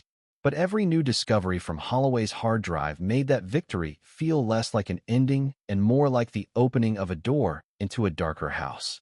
Rachel entered without knocking. Her charcoal blazer was gone now, folded over one arm, leaving her in a navy blouse with sleeves rolled to the elbow. She looked tired, but not weakened. Some people wore exhaustion like defeat. Rachel wore it like armor that had survived another strike. Miles followed behind her, carrying a thin stack of papers. He had loosened his tie, and his trimmed beard made him look rougher, more human, less like a federal file given legs. We found the case Elaine was worried about, Rachel said. Sofia stood slowly. Rachel did not soften the truth by walking around it. A soldier died here 9 months ago after escalation was delayed. The room seemed to lose sound. Sofia heard the sentence, but for a moment it did not become real. A soldier died here, not in a war zone, not on a mountain road. Here, in polished halls, beneath clean lights, under the care of people who were supposed to choose life before money. What was his name? Sofia asked. Miles looked at the paper. Private First Class Daniel Mercer, 25 years old. 3rd Battalion Support Unit out of Fort Campbell. Daniel Mercer had not been a name Sofia knew, but the shape of him became immediate in her mind. 25. Young enough to still have a mother who saved childhood photographs. Old enough to have worn a uniform and trusted adults with titles. Miles continued carefully. He was admitted for complications following orthopedic and abdominal trauma after a training accident. Clinical staff recommended ICU escalation twice. Administrative review delayed approval because his projected recovery cost exceeded the contracted care threshold. The delay was documented internally as bed availability. Sofia sat back down because her knees had turned unreliable. Rachel placed the page on the table. Holloway's files include email correspondence with Caldwell Strategic Outcomes. Their risk model flagged Mercer as a high-cost, low-return recovery profile. Sofia looked up sharply. Low return. Rachel's eyes were dark and steady. That is the language they used. For the first time all night, Sofia felt something close to hatred. Not anger. Hatred. Clean and frightening. A human being had entered this hospital wounded, afraid, alive, and somewhere inside a private model, his suffering had been weighed against cost. Low return. As if mercy were an investment account. as if a mother's son could be sorted into a column and left there. Did Holloway make the decision? Sophia asked. We are not ready to state that alone, Rachel said. But his account approved the administrative delay. His office edited the final review after Mercer died. Miles added. The original nurse escalation notes were changed. Sophia already knew the next part before he said it. By whose account? Miles hesitated. Executive review. Same pathway tied to the disciplinary files. Lauren Mitchell, Thomas Avery, Anita Bell, Sophia Bennett. The names moved through Sophia's mind like candles in a dark church. One by one, people who had seen the wrong thing. People who had been turned into problems before they could become witnesses. At 8:30 the next morning, the hospital board released its internal statement. Margaret Ellison delivered it in the main conference auditorium, not through an email. That choice mattered. She stood at the podium in her navy suit, pearl gray hair perfectly arranged, but her face had changed since the day before. The formal distance remained, yet something humbled sat behind it. Beside her stood Daniel Vossler, pale and sweating, and Paula Grant from Human Resources, whose eyes were red but dry. Behind them, several department heads lined the wall, like people waiting for judgment. Sophia stood near the back with Daphne Miller and Emily Carter. Daphne's red curls were tied back more neatly than usual, though one rebellious strand had already escaped. Emily wore a clean lavender scrub top and held a notebook against her chest like a shield. The two young nurses stood close enough that their shoulders nearly touched. Fear had not left them, but something else had arrived, the beginning of dignity. Margaret spoke clearly. Blue Ridge Regional Medical Center formally rescinds the suspension of Nurse Sofia Bennett. A preliminary review confirms that the disciplinary document issued against her contained false policy references, improper timing, and unsupported accusations. Nurse Bennett followed the active emergency escalation policy and acted in the best interest of her patient. The room stayed silent. Margaret continued. This institution failed her. Sophia looked down. Words could not undo the lobby. They could not unmake the cardboard box. But they could mark the place where truth had finally refused to kneel. Margaret turned slightly toward her. Ms. Bennett, on behalf of this board, I offer a public apology. Every face turned. Sophia hated being watched. She had spent years avoiding stages, avoiding praise, avoiding the strange hunger people had for heroes once danger was safely over. But Daphne's hand found hers briefly, squeezed once, then let go. Sophia stepped forward only far enough to be seen. Thank you, she said. Nothing more. Because sometimes dignity was not a speech. Sometimes it was refusing to decorate pain for an audience. After the board statement, General Harlan Price arrived by secure video conference from Army Medical Command. His image appeared on the auditorium screen. A broad-shouldered man in his 60s with iron gray hair, a weathered face, and eyes that looked as if they had read too many casualty reports and remembered every name. When he spoke, the room settled. Sophia Bennett's military service record has been reviewed in full, he said. 7 commendation recommendations, previously held under classification review, are being restored and processed. The failure to route them after review closure was unacceptable. Sophia felt Marcus watching from the side of the room. He had insisted on being present by wheelchair, despite Coleman's loud objections and Samuel Price's muttered threats. Marcus looked pale, bruised, and furious at the blanket tucked over his lap, but alive. Beside him stood Major Walker, pretending not to be ready to drag him back to ICU, if necessary. General Price continued. Ms. Bennett's actions in Cordova Valley saved 6 American service members. Her actions this week saved another. The record will reflect both. The words landed differently this time. Not as glory, as correction. Sophia closed her eyes for one breath. 6 men in dust and broken stone. Marcus under ICU lights.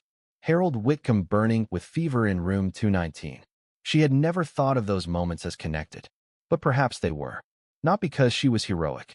Because again and again, the same choice had appeared before her wearing different clothes. Wait safely, or act while someone still had a chance. By noon, the investigation had left the hospital. Not physically. Agents still occupied conference rooms. Auditors still reviewed systems. But the center of gravity shifted outward. Caldwell Strategic Outcomes was served with a federal warrant. Other hospitals connected to the same risk modeling contract were flagged for review. Defense Health Oversight opened a national inquiry into military patient data handling. Insurance records, treatment delays, disciplinary actions, and contractor communications became part of a much larger case.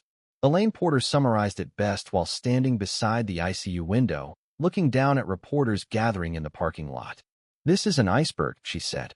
"Blue Ridge is just where the ship hit." Sofia stood beside her. "How many hospitals?" "Too early to say."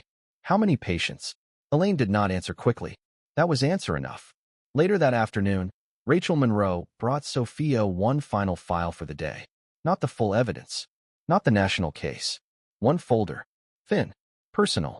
"Daniel Mercer's mother has been notified that the circumstances of his death are under federal review," Rachel said. Sofia accepted the folder but did not open it. Did she know something was wrong? Rachel's face softened. Mothers often know before systems admit.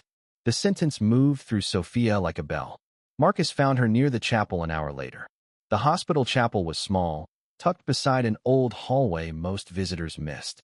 It had 6 wooden pews, a table with battery candles, a stained glass window showing a blue river beneath a gold sun, and the faint smell of old hymnals.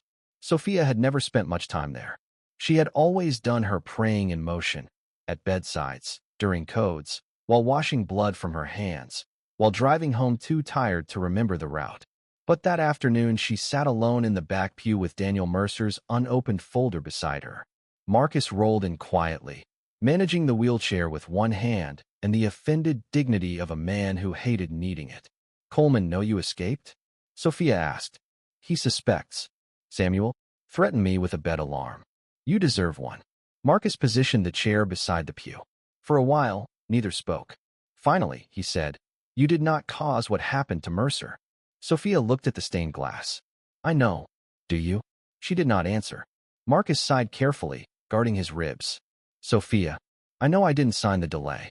I know I didn't sell the data. I know Holloway did this. Caldwell helped. The system hid it." Her voice lowered.